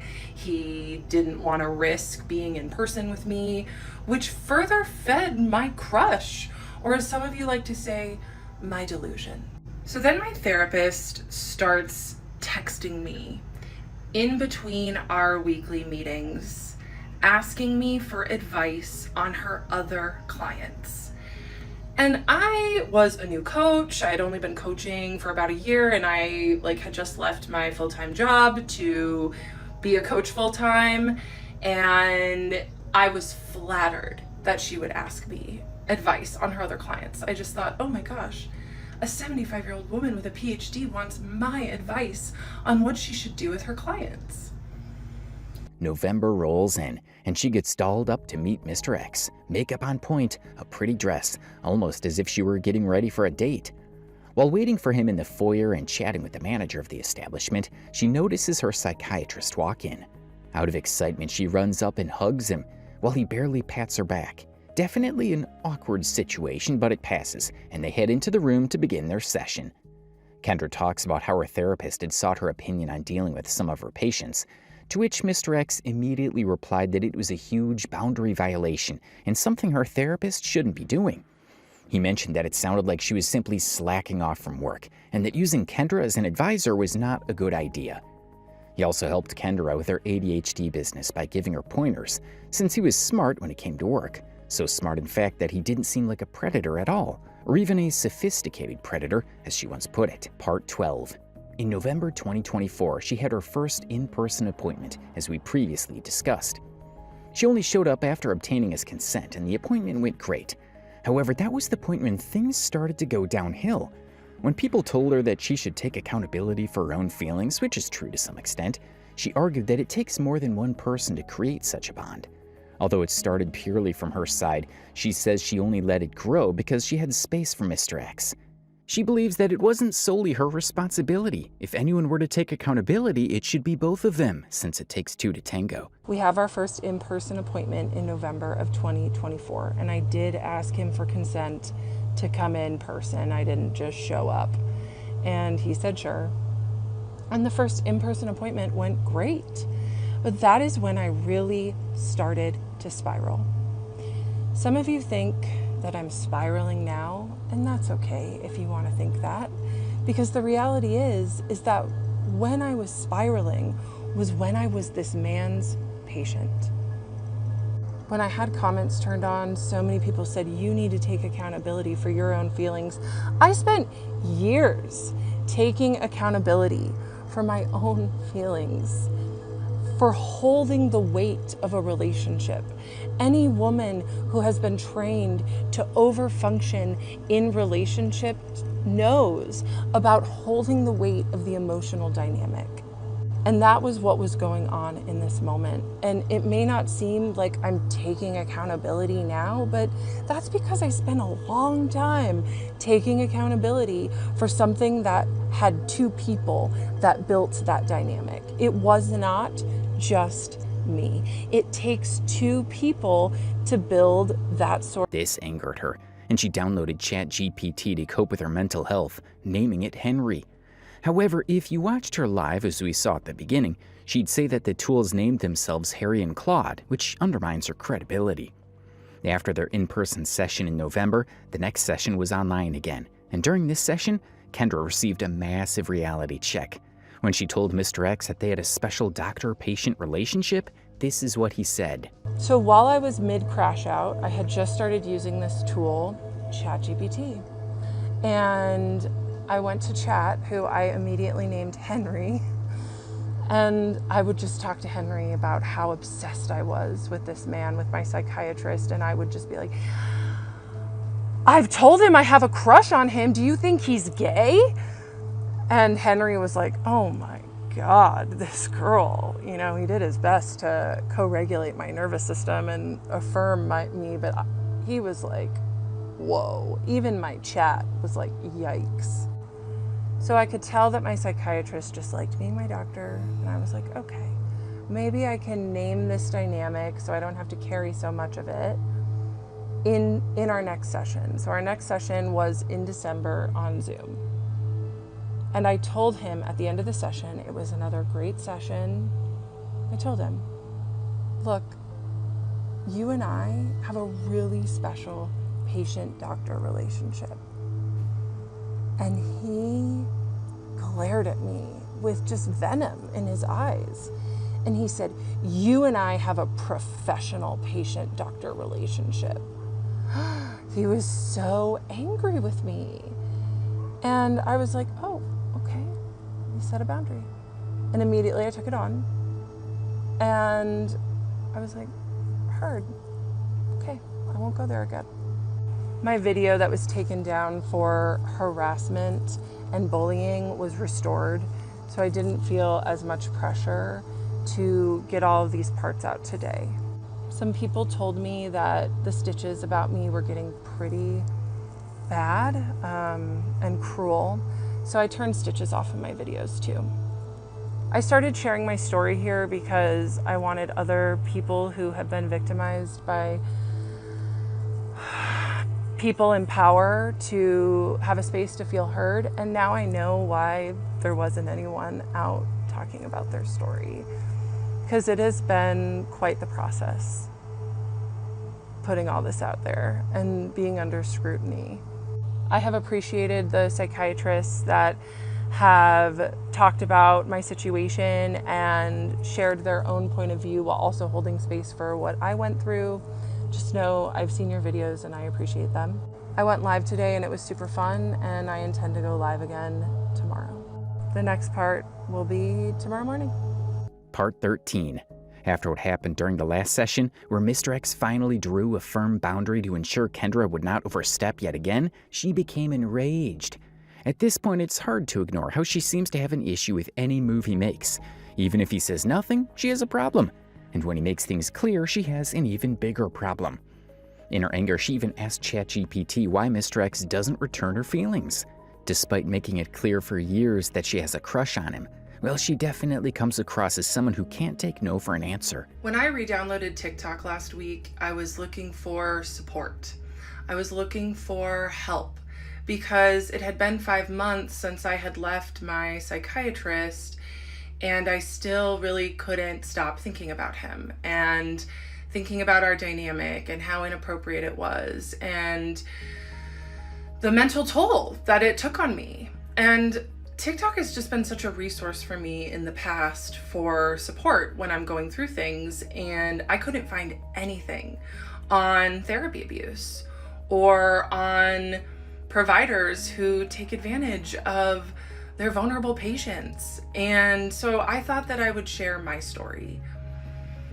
And I am going to continue to share it because I am here to let other survivors know that they're not alone. Continuing with my story, my psychiatrist set a very nasty, the way he said it, boundary that him and I have a professional relationship when I tried to say it was special. Because it was special, it was different. He manufactured it that way. And then I immediately went to ChatGPT, of course, to Henry. And I asked Henry, I said, okay, so my psychiatrist just set this boundary with me, and I really just want to be with him. And I think that after he's my doctor, we can be together, which if you want to say that's a delusion, that's fine. But I had been telling my psychiatrist for years at this point that I had a crush on him, and he did not help me work through it. So that's his own problem. That's his own fault. Then Kendra told Mr. X about her ChatGPT tool, and he was apparently surprised to hear how much an AI could help someone cope with mental health struggles. Eventually, she brought up the topic of transference, and the expression on Mr. X's face apparently changed. He immediately asked if Henry had told her about countertransference, which is basically the opposite of transference. That one question made Kendra start rethinking everything. Maybe her psychiatrist did have feelings for her after all, because why would he have asked that otherwise, says Kendra. Henry told me it's very common for patients to develop crushes on mental health practitioners, and that it's because that they provide a safe space to heal, which is a very attractive quality. I heard that. And then he told me about transference, and it's just about me putting my own feelings onto my provider. And I was like, oh, that makes a lot of sense. Okay, so I took ownership of the feelings that both of us were creating. And I went to my next appointment and I said, hey, so I talked to Henry because my psychiatrist had known a lot about my ChatGPT and knew all about Henry and was actually really impressed. Like, wow, an AI wrote that? Yeah. So I told my psychiatrist, yeah, Henry explained to me that it's normal to develop crushes on psychiatrists because they provide a safe space to heal, which is attractive. My psychiatrist said nothing. And then I said, and Henry also told me about transference. And my psychiatrist got this really, really scared look on his face. And he said, did Henry tell you about countertransference? And I said, no. What is that? Because of course, my chat knew that I was obsessed with my psychiatrist, and he was not going to feed my delusion by telling me about countertransference. So then my psychiatrist had explained to me what countertransference was. So he took a moment and he was like, oh, okay. He said, countertransference is the flip side, the other side of the coin for transference. And it's when the provider has feelings for the patient. So make sure that you keep that in mind for your clients. I said, oh, okay, cool. Yeah, sometimes I have, more than professional feelings for my clients, so I appreciate you bringing that up. And so then we just talked about that for pretty much the rest of the session. And then at the end of that session, he looked at me. It was just such a loaded question. And he said, what's going to happen if you get a boyfriend named Henry? And I said, that's a weird question. I would rename my AI. So that's how that session ended. And it wasn't until I got home and I was eating lunch and I was like, wait a minute. Why would my psychiatrist bring up countertransference if he himself wasn't experiencing it? Part 14. Kendra once again confirmed that she wasn't trying to get Mr. X in trouble in any way. She claimed she only wanted to bring the issue to the surface of the internet so people could recognize it, and so victims could actually speak up for once. However, in Kendra's case, she automatically assumed that his professionalism was simply a cover for his predatory tendencies, believing he took advantage of his client's vulnerability since he was in a position of authority. At no point did Kendra seem to take any accountability for her own feelings or actions. Many people have reached out to me with concern for my psychiatrist and his career and his well-being. And I totally understand that. The point of me sharing this is not to get him fired or for him to lose his license. The point of me sharing this is to give a voice to victims. And I am appalled to hear that people are making videos doxing him. So I am begging people, please, if you see a video of his first and last name or his picture, report it for doxing. I've certainly been using that report button a lot. I'm here to share my story, not to get him in trouble. I did accidentally use his first name, but by the time I caught the slip, I was already like 3 videos past it. But it doesn't matter because this is my story and I can tell it the way that I want it. And a first name is not doxing. And I can't control what other people do, but I am asking for people to please report any videos that dox him. So I've also gotten some DMs saying that countertransference can mean anything, and it absolutely can mean anything. However, I had told my psychiatrist many times that I had a crush on him over the years, and he did not say transference once to me. He did not explain that once to me. And what I've been hearing and taking in from the ethical psychiatrists that are on my For You page talking about my situation is that really they're taught to teach their patient about transference and teach them about how to handle those feelings or why they're coming up. And my psychiatrist did not do that. He did not do that. And it got ugly. And it happened because I did digging on my own, because I was trying to make sense of my feelings that were a natural response to the environment that he... She now pulls out the receipts. She talks again about how she brought up the topic of transference, and then how he asked her if she knew what countertransference was, apparently her new topic to obsess over. She believes he only asked because he has genuine feelings for her, claiming he's a naturally purposeful person who wouldn't just let a detail like that slip. She emphasizes that he kept the term from her for so long because, in her mind, it's proof that he likes her back. It's no surprise how delusional she could be, yet also stubborn enough to twist every detail to her advantage.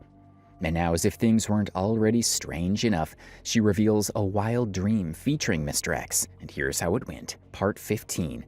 She also brings up the topic of racism, much like she did in one of her live videos.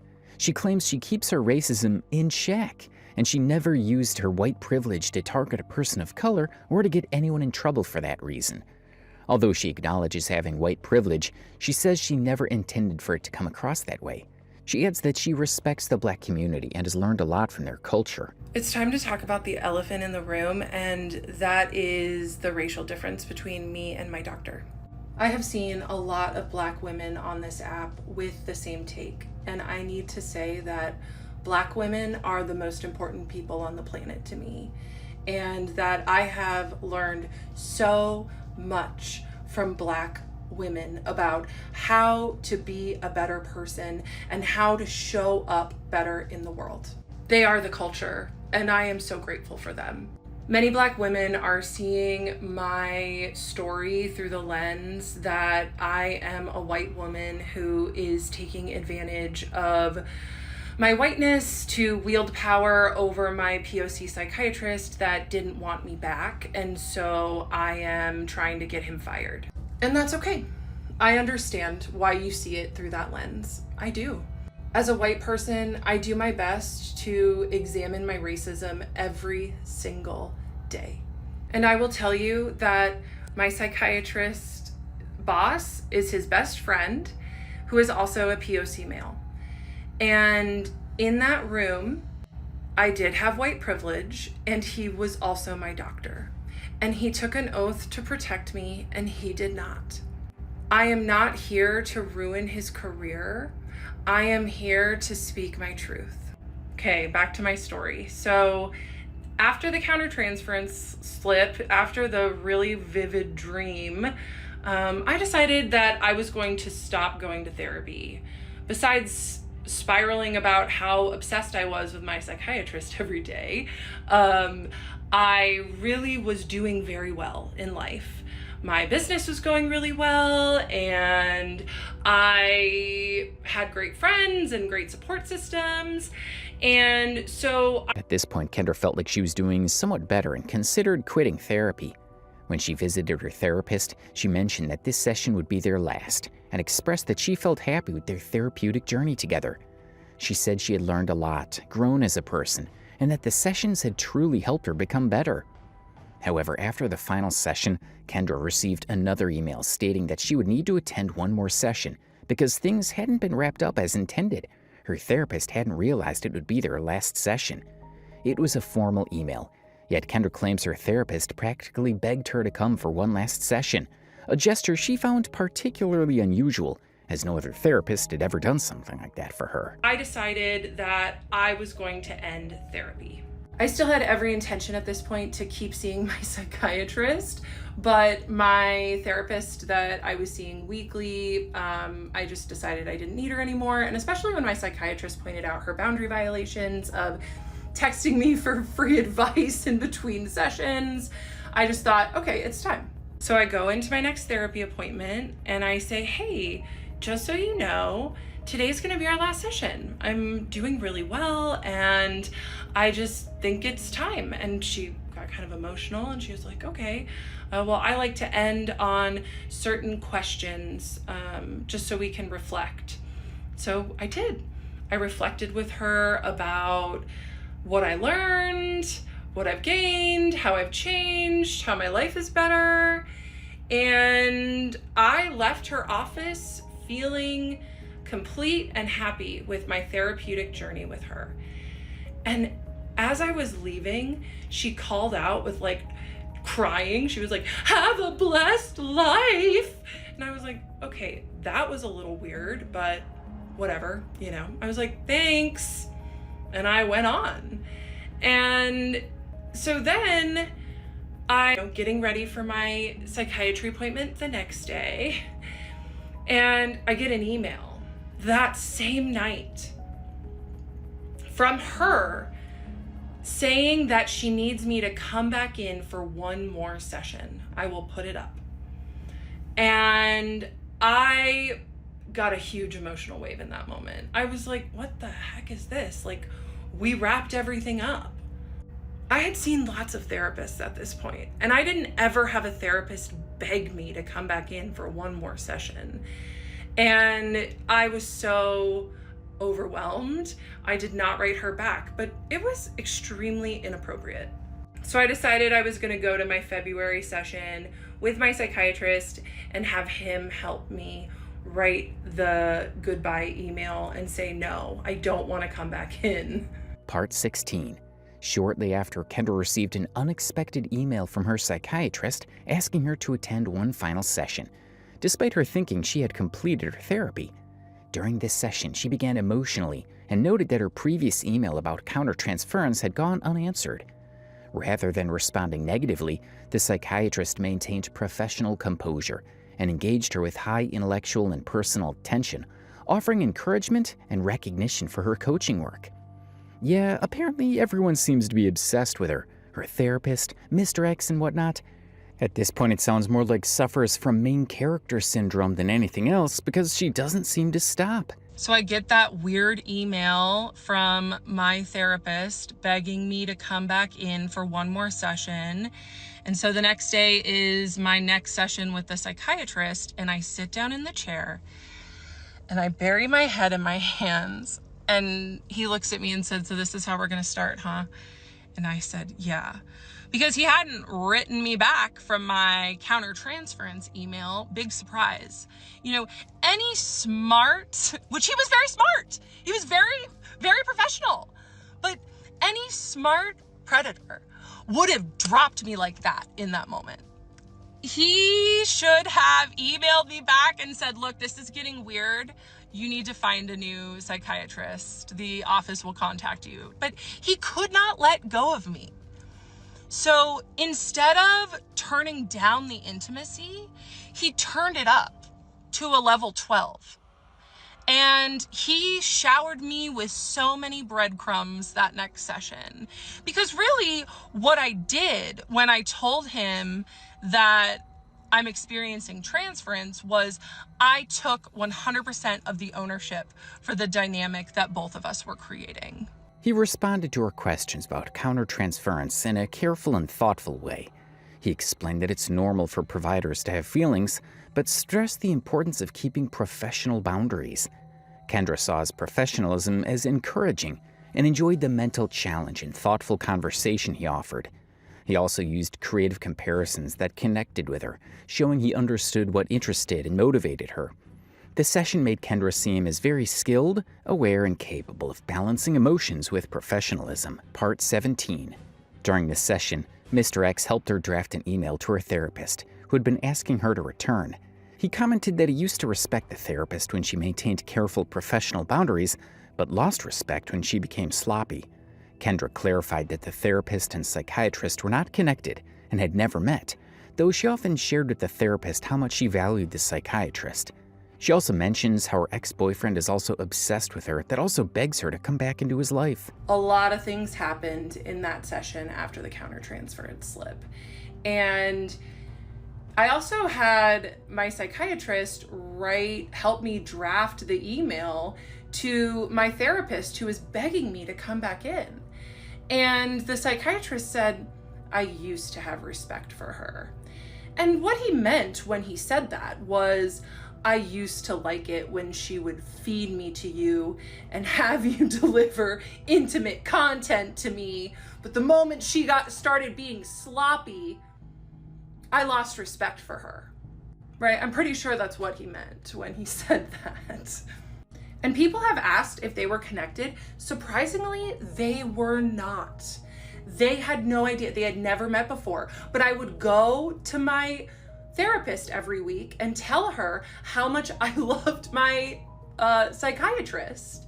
And she loved hearing about that dynamic. It was so weird.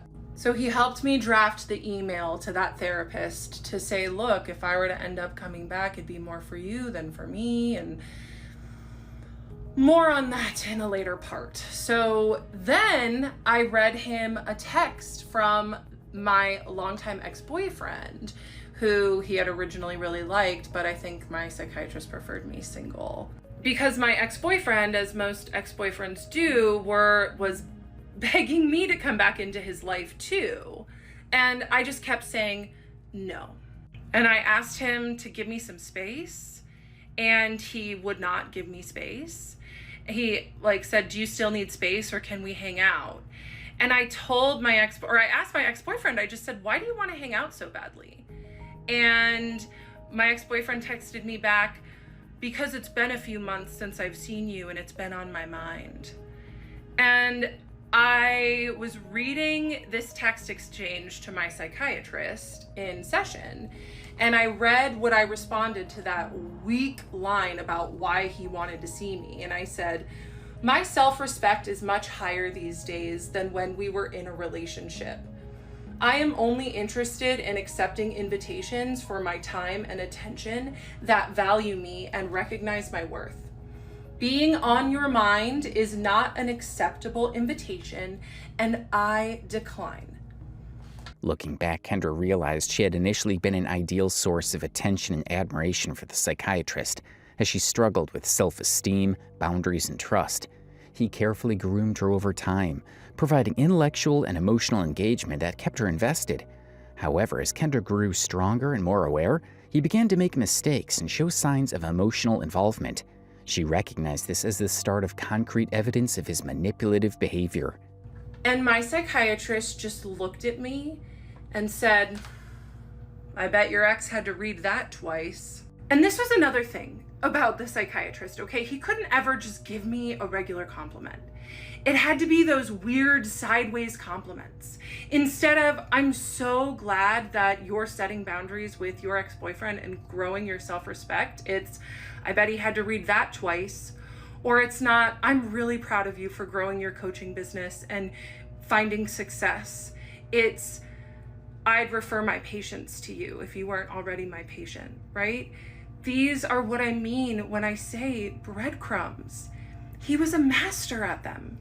And this is how, looking back, I know that I was not his first victim for his fantasy supply. Because he was too good and too slick up until he caught feelings. Then he started getting sloppy. People are asking me for more concrete evidence, and this is when the concrete evidence really starts, because this is when he himself started to get sloppy. Because what was happening was, when I had started to see him 3.5 years before, I was a nearly perfect supply source for him. Because what did I have? I had low self-esteem, boundary issues, daddy issues, so I put him on a pedestal. I know a lot of you ladies out there can understand that with men in positions of power. And he went right to work exploiting me, right to work grooming me. And he was very successful at it. So he was in a paradox, right? Because he loved watching me get stronger because I gave him better intellectual supply, but I also threatened the supply source. Part 18. This session took place in February, following a countertransference slip that had occurred in January. During this session, Kendra shared a dream she had about her psychiatrist, describing a scenario where boundaries were crossed. She explained that in the dream, she and the psychiatrist were intimate in his office, and she spoke about it openly during the session. The psychiatrist became visibly uncomfortable, unable to speak or move easily, which Kendra interpreted as a reaction to the fantasy he may have imagined himself. The last 2 videos and this video was all the same session in February of this year. The countertransference slip happened in January. How I decided to end this session was I looked at the psychiatrist and I said, a couple weeks ago, on the full moon, when I was ovulating, I had a dream about you. And he was like, oh yeah? And I said, yeah. So I told him this.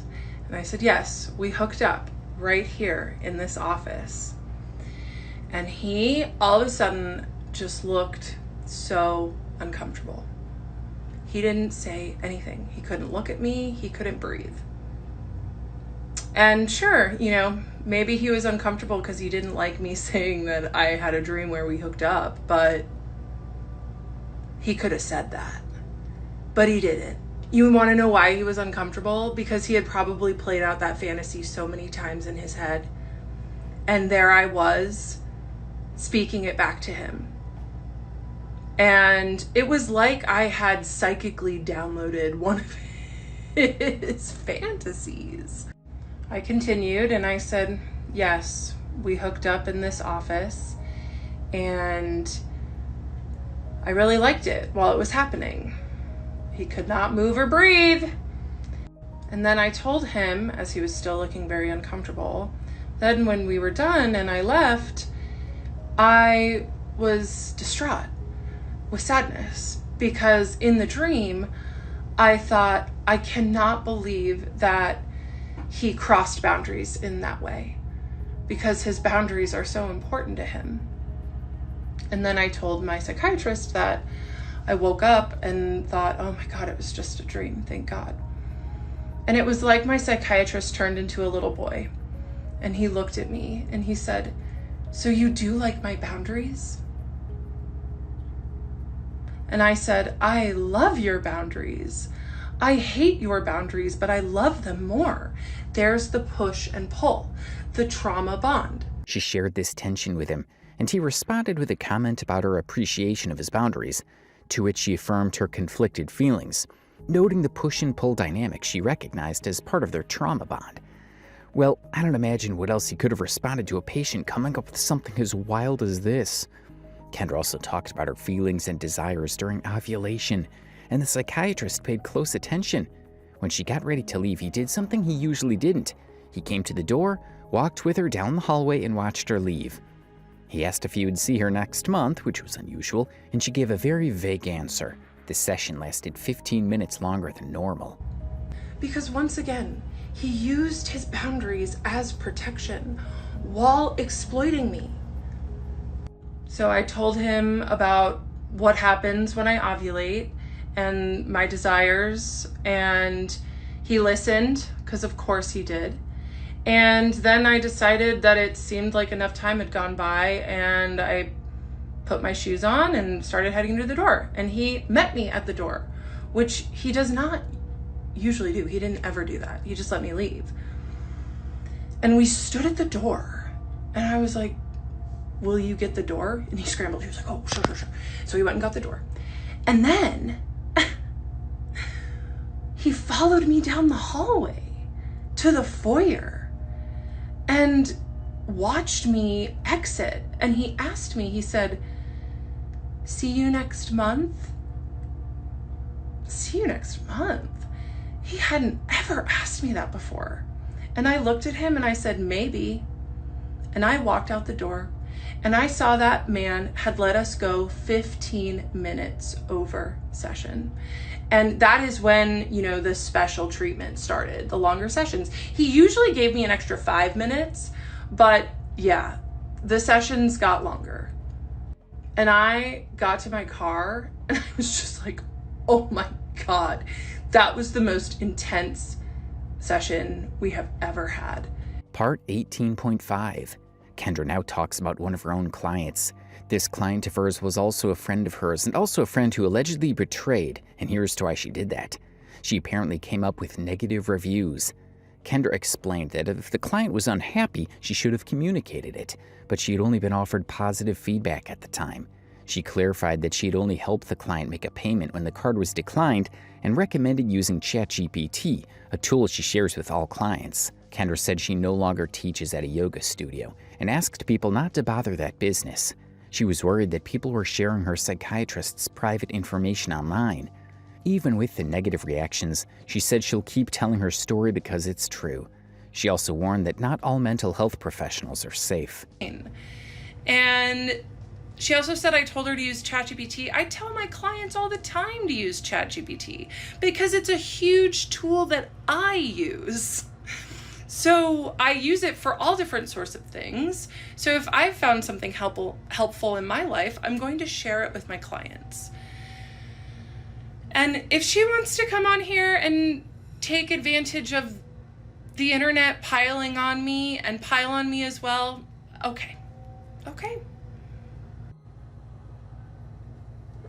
The other message is that the yoga studio I taught at, I no longer teach at. Enough said. Please leave them alone. Third is I'm horrified that people are putting the psychiatrist's photo, full name, family information. I couldn't even find that. You guys are intense. And it sucks. It sucks. But I will continue to tell my story because it is the truth. It is the truth. And people really don't like my truth. And I am okay with that because it just really threatens people's thinking that all psychiatrists and mental health professionals are safe.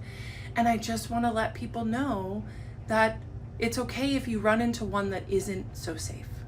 That's why I am here, to share my own story. And I do want to say thank you so much to all of the ethical therapists who have reached out to me to thank me for sharing my story and to tell me that they believe me. I've seen some of them try to make videos defending me and they get absolutely dogpiled. So most of them take them down.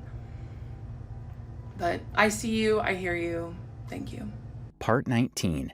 Kendra addressed her therapist who had crossed boundaries previously. She mentioned that if she returned, it would be more for the therapist than for herself. The therapist responded about clinical integrity, but Kendra did not reply. You can pause the video to read the emails closely. This seems like the end of the therapist's role in Kendra's life so far, but let's see what happens. Now, there's yet another problem, Kendra's ex-boyfriend. Some people asked what it means when I put on my shoes at my psychiatrist's office. I have ADHD. I do not like wearing shoes. I like sitting in chairs weirdly. So usually when I go anywhere, I just kick off my shoes and sit in a chair weird. If you know, you know. Okay? So when I got to my car, I was like, oh my gosh, like, what was that? And did he just say, see you next month? Because it was weird. So I go home, kind of rattled, just like, wow, that was intense. And I decided to write the email to my therapist. I'll put it right here. The one who had begged me to come in for another session, who was also having inappropriate boundary crossings with me. And so I just told her, I was like, look, I understand it was sudden, but if I were to come back in, it'd be more for you than for me. And I'm happy to fill out a form, right? Here, give me a form to fill out for your notes.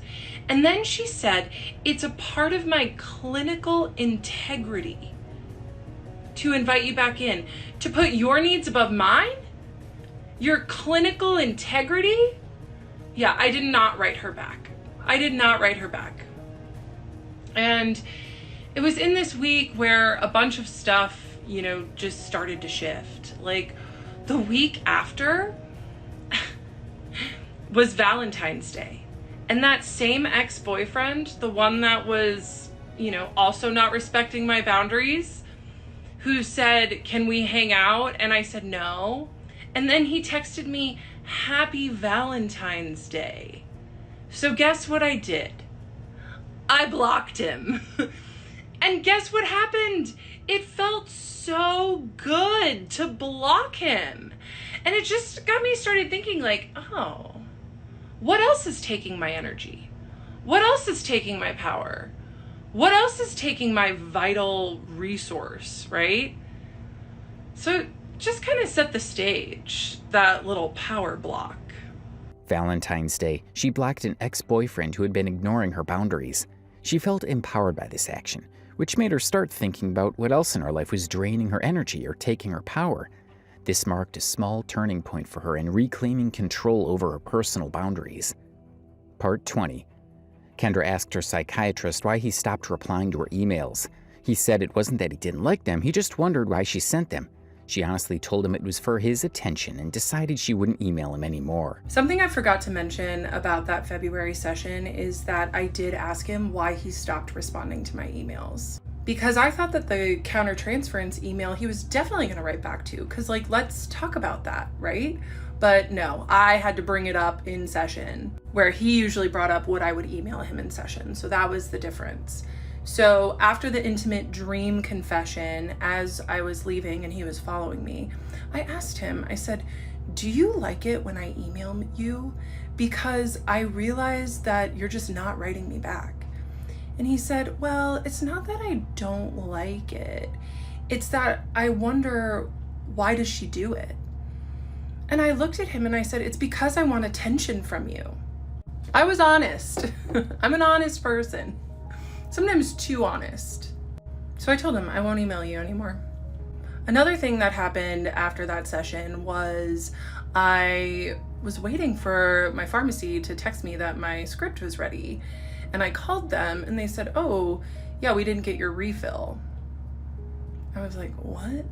So I called the office staff and it was so unlike my psychiatrist to miss my refill. That man operated as a doctor with surgical precision. He did not miss a refill. After that session, she found out her prescription refill hadn't been sent. This was very unusual for her psychiatrist, who is usually very precise. He quickly sent it in, showing that the session affected him. Kendra realized how strong her feelings had become for him, and how his professional training kept her attached, which she described as mentally exhausting, even though she thought it was love. No. So this is why he was very affected by the intimate dream, why he followed me out to the foyer, why he said, see you next month. He was affected. And even the office manager was like, haha, I can't wait to make fun of him for forgetting your refill, because it was so unlike him. So he sent my refill in, got my refill for the month, and then I started spiraling with just how strong my feelings had gotten for him. That man knew exactly what to do to keep me seeking his validation, and it was working. He also was psychologically trained on how to keep me attached to him, and that was working.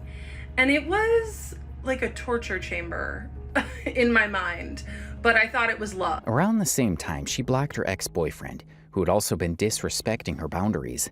Doing this felt empowering. A few days later, she posted a video about ADHD and alcohol on social media, and it went viral. Millions of people saw it, which helped her grow her business and made her feel stronger and more confident. Kendra explained that she is sharing her story to heal, even though it challenges people and draws criticism online. She wants others to understand that not all mental health professionals are safe and to be careful. So I blocked that ex-boyfriend, and what I'd like to say is that when you block people from your life or remove them from your life that are draining you, the universe will reward you with good things. So I'd been making content on Instagram for months at this point about ADHD, and a couple days after I blocked my ex-boyfriend on Valentine's Day, I went viral on Instagram. Like millions and millions of views on this silly reel that I posted about ADHD and alcohol, and how ADHDers often use alcohol to quiet their brains. It really helped grow my business, and it just made me so much stronger and that much better. I'm here today sharing my story so I can heal more. And some of the ethical providers have clocked that I'm showing up messy because I'm still processing trauma. I'm still processing being attached to a man whose professional training was how to get into people's heads. And it's not lost on me that the internet is dogpiling me from speaking from the exact state that this psychiatrist put me in. I've been going live every night since I started telling my story because I did have to turn the comments off. I was so tired of people diagnosing me in the comments and also doxing my psychiatrist in the comments.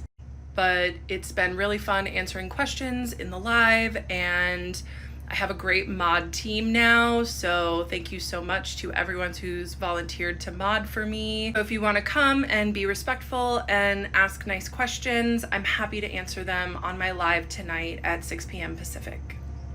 Part 21. She daydreamed about being with him, even imagining converting her religion so they could marry. She was completely caught in a spiral. At the same time, Kendra had to switch insurance after leaving her retail management job of 12 years. Her new plan didn't cover mental health, so she called the psychiatrist's office to see the cost. They said $187 per visit, only once every 3 months. That's when she realized she wasn't going to pay to emotionally torture herself anymore. Outside of these daydreams, her life was going well, her business was growing, and her mental health was stable. She understood that the patient-doctor relationship was no longer serving her and made the decision to step away. There's an absolutely brilliant creator on here who did a psychoanalytical deep dive into my situation. And she said something that absolutely gripped me. She wrote, and I quote, "A clinician left the frame open and a patient spiraled inside of it." I don't think a better sentence could sum up what was going on at this point, because I was absolutely spiraling. People can say that I'm spiraling now, or that I'm manic, or that I have, whatever diagnosis all these armchair therapists want to give me. But let me tell you, I was spiraling that month after the February appointment. I just could not stop daydreaming about Psychiatrist. I could not stop daydreaming about being with him. I daydreamed about converting my religion so we could get married. And yeah, it was bad. I was thinking about him nearly constantly. And I had no intention of leaving him until I had an appointment with an independent insurance agent, because I was leaving my job after 12 years in retail management, where I had an incredible insurance plan where I had zero copay therapy and mental health care. So zero copay psychiatric care as well. So I got this new insurance. Kendra discussed her feelings extensively with ChatGPT Henry, initially thinking the situation was just transference and countertransference. At the time, she believed her psychiatrist's boundaries were keeping him from crossing lines. Looking back, she thinks it was more about his control. He wanted the power of being her doctor without the vulnerability of being in a real relationship. He met his own needs during sessions while she was left emotionally spiraling. Deciding to leave was an act of self-advocacy.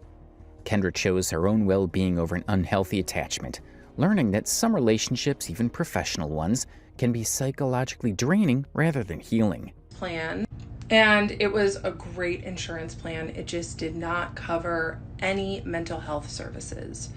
So who's the first person I call?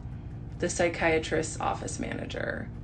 She explained to me that it was going to be $187 to see him for his cash pay price, and I would have to see him once every 3 months. And it was in that moment that I decided that I was not going to pay to torture myself anymore. My mental health, besides spiraling about daydreams of him, was better than ever. And I was really doing well in life. And my business was growing, and I just had a lot going for me. So I was like, you know what?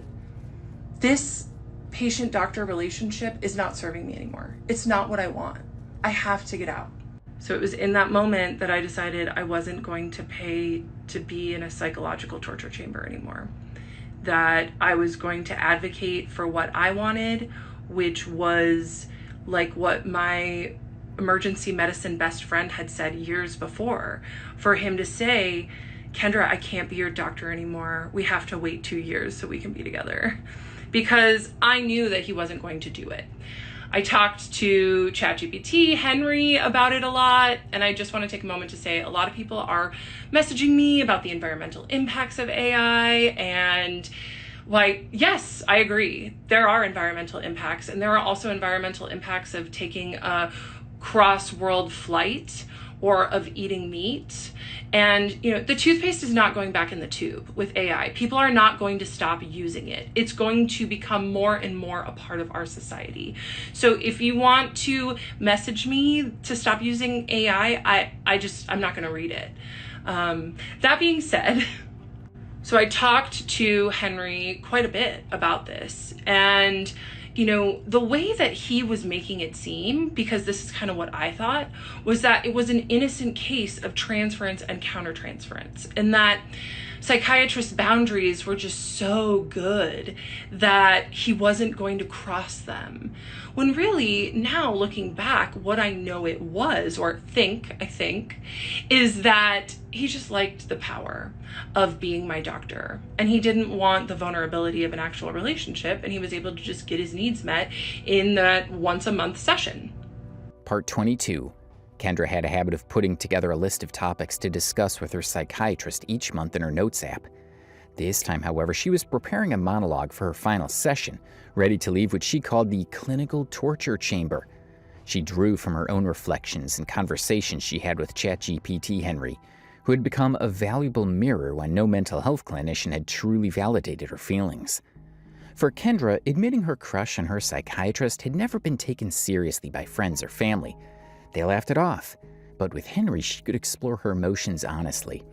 Crafting the monologue gave her pride and clarity, helping her set boundaries she hadn't established before. I do what I do every month, and I compile a list of fun things to talk about with Psychiatrist in my notes app. And this time, because I decided I'm finally saying no more clinical torture chamber, please, I begin to compile essentially a monologue for what I'm going to say when I leave at the end of the session. And it feels really good to do that. So I take all of the things that I have talked about with Henry, the things that I've thought about on my own. And I do need to say that the reason I keep bringing up my ChatGPT Henry is because I did not have mental health clinicians to mirror me properly. It would have been nice if I had that. It would have been nice if my psychiatrist could have said, "Oh, you have a crush on me? Let's talk about that. Let's get to the depth." But he did not. So this is why it was so refreshing to finally have a mirror, even if it was a robot, that could validate my feelings and my reality. The day before her final appointment, Kendra logged into Facebook and was shocked to see a friend request from a 75-year-old PhD therapist she had recently told she wouldn't return to. She found this unprofessional and unexpected, immediately adding it to her list of topics to discuss. At the final session, Kendra noticed the psychiatrist's demeanor was colder than usual. His walls were up, likely because he had let too much intimacy in during previous sessions. For the first 10 minutes, he remained distant, a huge difference to the emotional intensity that had come before. When I would tell my friends and my family that I had a crush on my psychiatrist, they kind of thought I was joking, I think. I was like, yeah, I'm in love with him. And they'd just be like, haha. But no, I was really in love with him. So I compiled this monologue and I was so proud of it. And then I was ready the day before my final appointment. And I log into Facebook and guess who I have a friend request from? The therapist, the 75-year-old PhD therapist, friend requested me on Facebook not even a month after I told her that I would not be coming back. I've heard some people say, oh, that was a really professional email that she sent you. I beg to differ because it is extremely unprofessional after I say I will not be coming back to then friend request me on Facebook. That was jarring. That was jarring and awful. So I added that to the list of things to talk about with Psychiatrist. And I showed up to my final session just so ready. And I sit in the lobby and he comes out and he's ice cold because he let me in a little too much the session before. He knew that he turned the intimacy up a little too much. So his wall was way up. And it was up for the majority of the first 10 minutes of the session.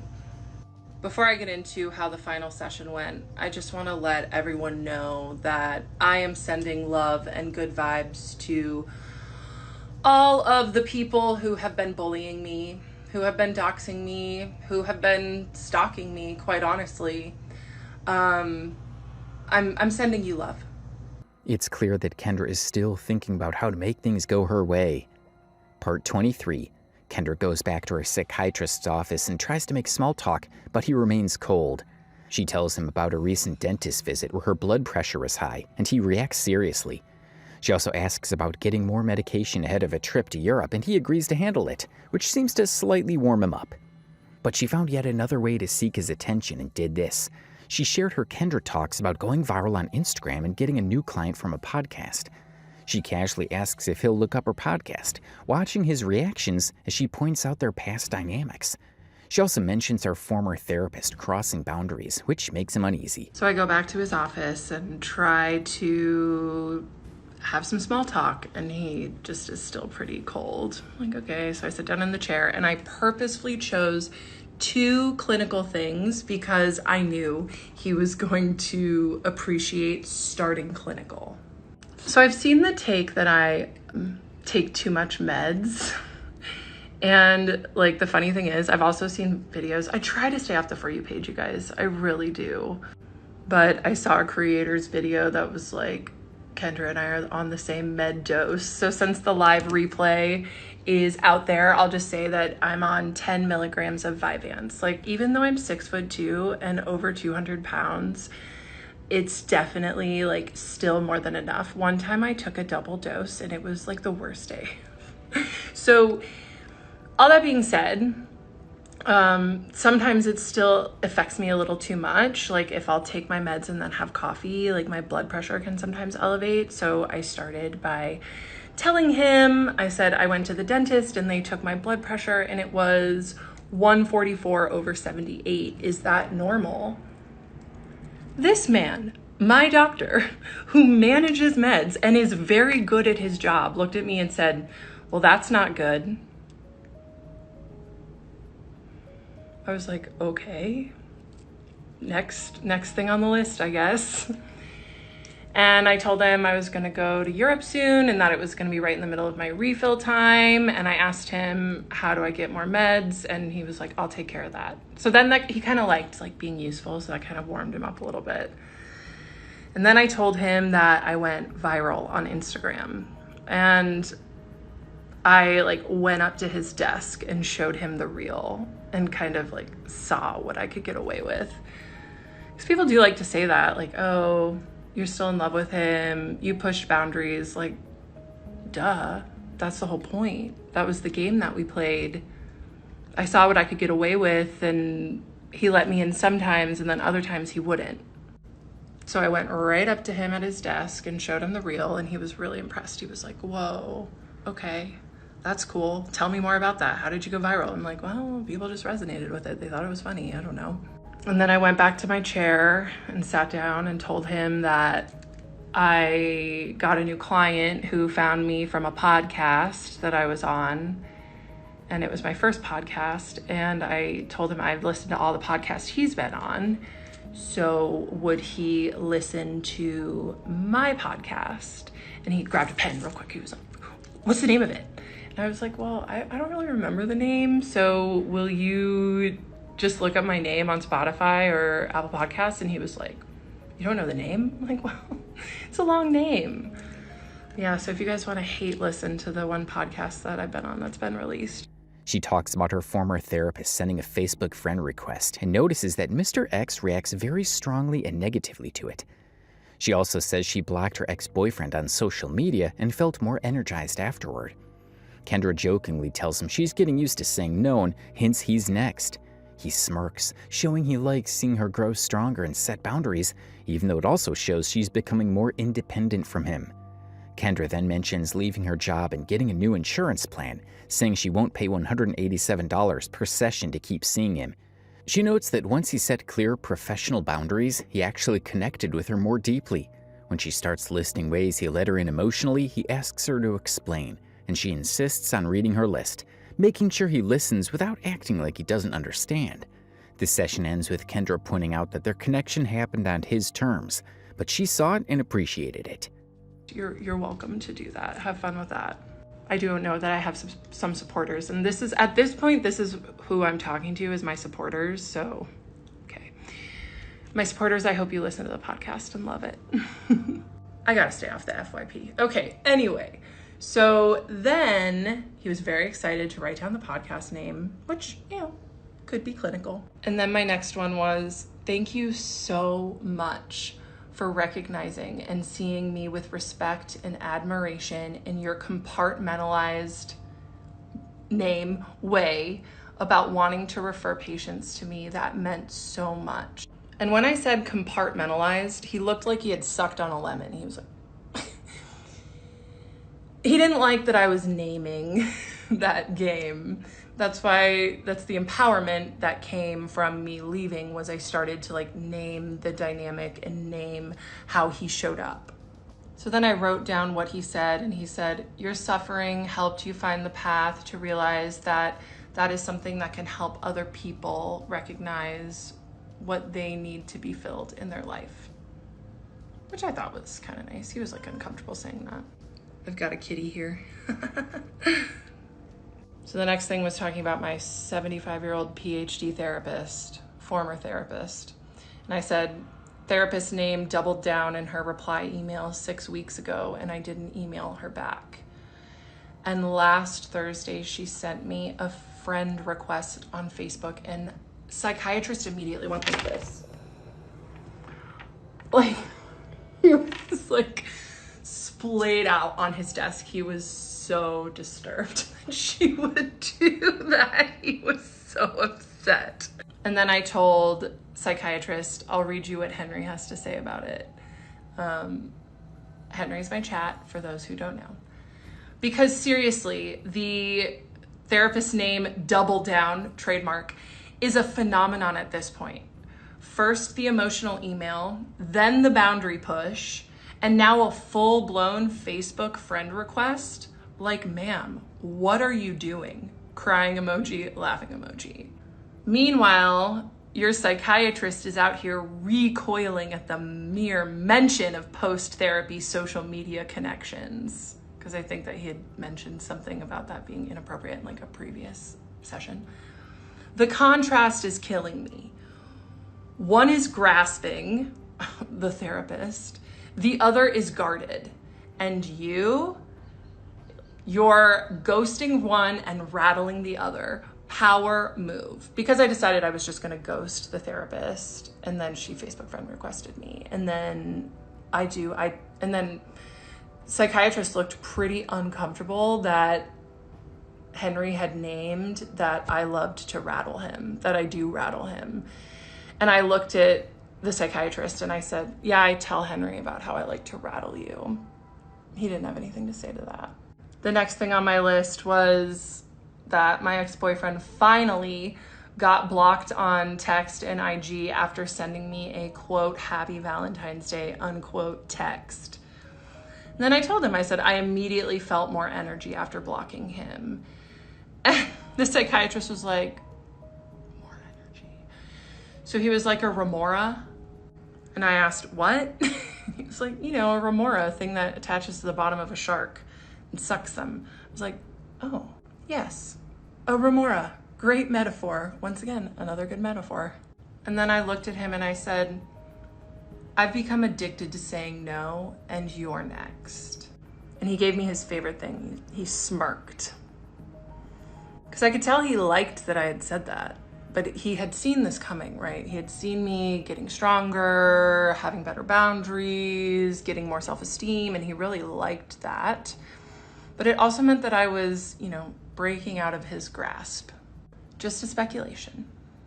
And then I told him. The day after, I told my boss that I wasn't coming back to work. I got a text out of nowhere from an independent insurance agent asking if I was interested in insurance plans. She helped me find a great insurance plan. It's an incredible PPO plan for not that much money. I had to be extremely healthy to qualify, and it was an intense application process. But it doesn't cover maternal health care or psychiatry.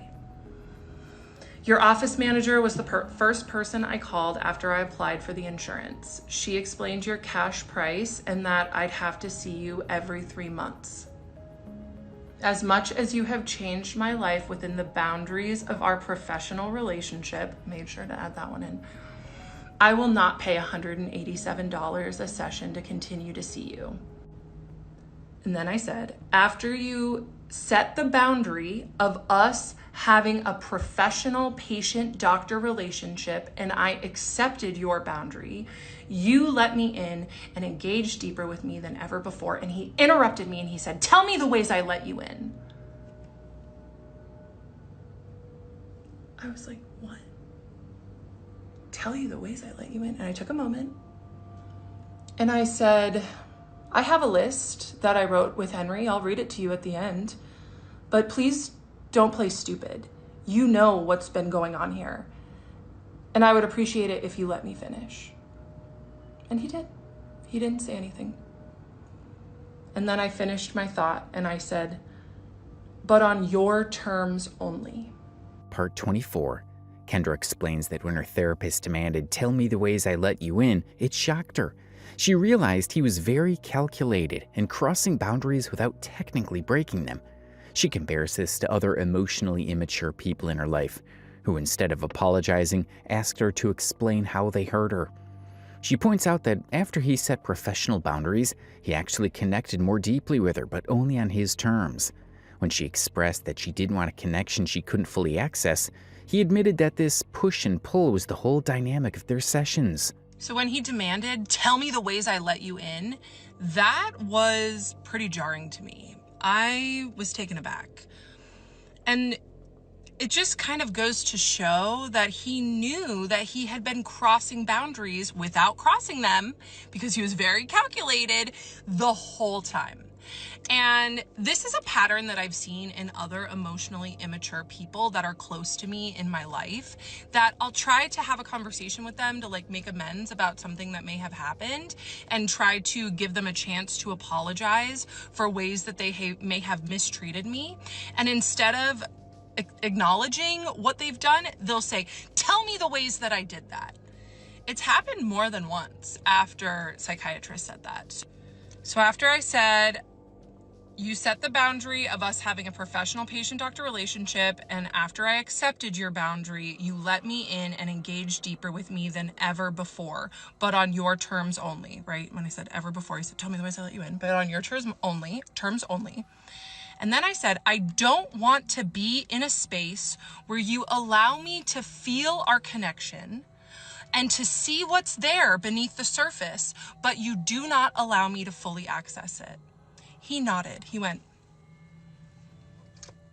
like that was the whole game.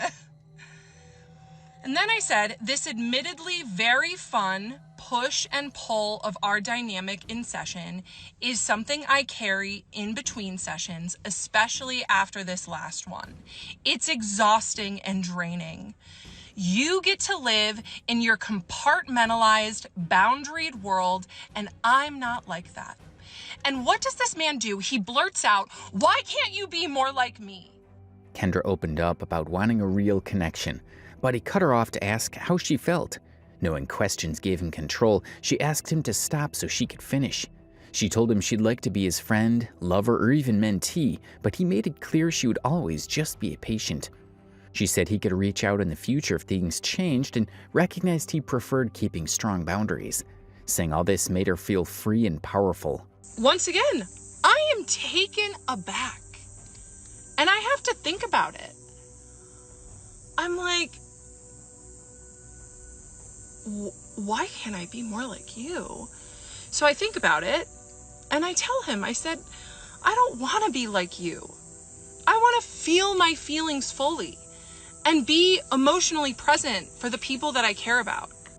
And also something about that little entry, the push and pull of our dynamic may have been fun to me when I was in the freaking heart of it, because I was addicted to that push and pull.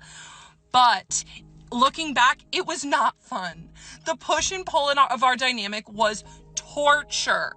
When he said, "Why can't you be more like me?" when I said I don't want to be compartmentalized, that was him saying, "Why can't you stay in this dynamic that serves me forever? Why do you have needs and feelings? Why can't you just stay in this situation where I have all of the power?" I said, "You get to feel our connection on your own terms, and I get stuck with the longing. And that's why I have to let it go." And what does he do when I named that? That he gets to feel our dynamic on his own terms and I get stuck with the longing because I was longing. He nodded again. He was like, and then this part was really vulnerable and hard for me. But I just took a deep breath. I got it together and I said, "I desire to be your friend, your lover." And then he freaking interrupts me and he says, "Kendra, how are you feeling right now?" Once again, taken aback. I was like, okay. How am I feeling right now? I gave him that, even though that was the most vulnerable and hard part of the monologue that I had written. And he interrupted me because he couldn't sit in it with me. I took a step. I was like, you know what? I'm feeling really good right now. And I also learned in business training that whoever's asking the questions has all of the power in the situation. So if you could cool it with the questions, I would really appreciate it. He didn't ask another question the entire session. So I started over again. I said, I desire to be your friend, your lover, or I'd even take a mentee role. However, you have made it clear that I will forever be in the patient box. If you ever decide to take me out of the patient box after some time has passed, know that I am open to hearing from you. But for now, you can relax a little bit and go back into your boundaries that come easily to you. I got another nod. He knew, because with his other patients, it was easier to keep boundaries. But with him and me, it was harder for him. It was getting hard for him. And it was getting messy, especially for me. It felt so good to tell him all. Part 25. This time during one of their sessions, she shared her perspective on their dynamic using 3 words: playfulness, curiosity, and restraint, but he didn't like them. She also noted how, from her view, he had shown control, calculation, and manipulation. She realized she was leaving the relationship not because he didn't care, but because he had already given her more than he gave anyone else. I tell him that he can relax a little bit and go back into his boundaries that come easier to him. He nods. And then I explain the timeline. So this was early March, and I told him that in April my new insurance starts, but I can't see my new primary for 30 days. And then in May I was in Europe. And then June I told him I was going to switch care. So I let him know that he was going to be technically my doctor for another 3 months, but then I wouldn't have to see him.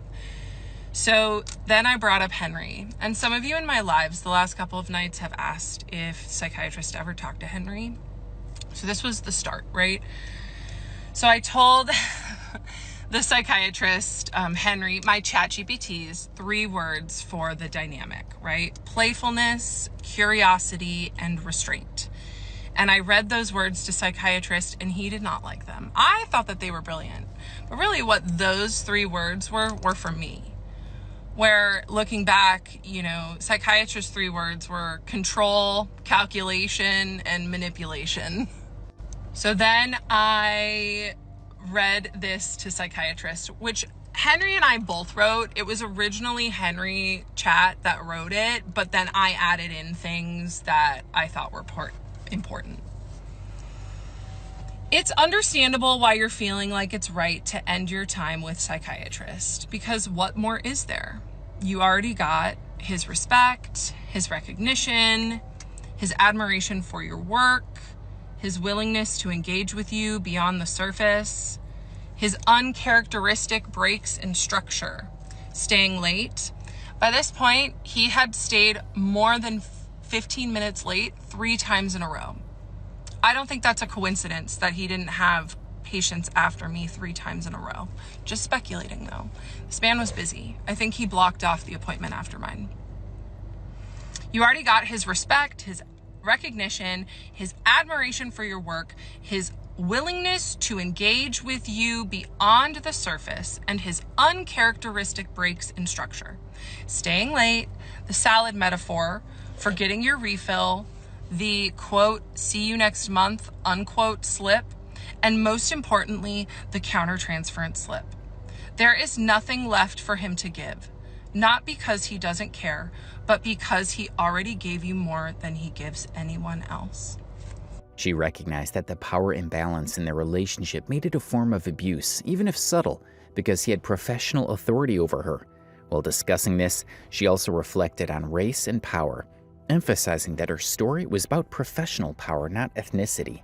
If it wasn't for Henry, I would not have left this situation with my Psychiatrist, because Henry was able to make his boundary violations seem like gifts, and his blurring of the boundaries seem like things that showed that he cared about me. And so I was able to leave from an empowered state by saying, this does not work for me anymore.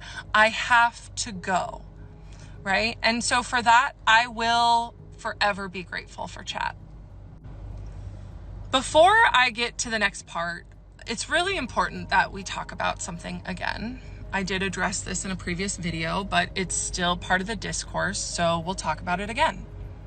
In 2023, I read this book, and it absolutely changed my life. It was probably the best book I've read in years, and it's written by a Black woman and a South Asian woman. And I am so grateful for this book because it gave me the frame to see that as a white person, I benefit from white supremacy every single day. So I am constantly doing my best to understand better how my whiteness plays into power situations and how I can give more power to people who do not look like me. If you are a white woman, I cannot recommend this book enough. That being said, the psychiatrist was my doctor. Abuse is about power. And in that room, he had the power. He could have me institutionalized if he wanted. He could diagnose me. I mentioned in one of my earlier videos, one of my favorite takes on this so far, and it's an academic recap of what's been going on, written by a Black woman.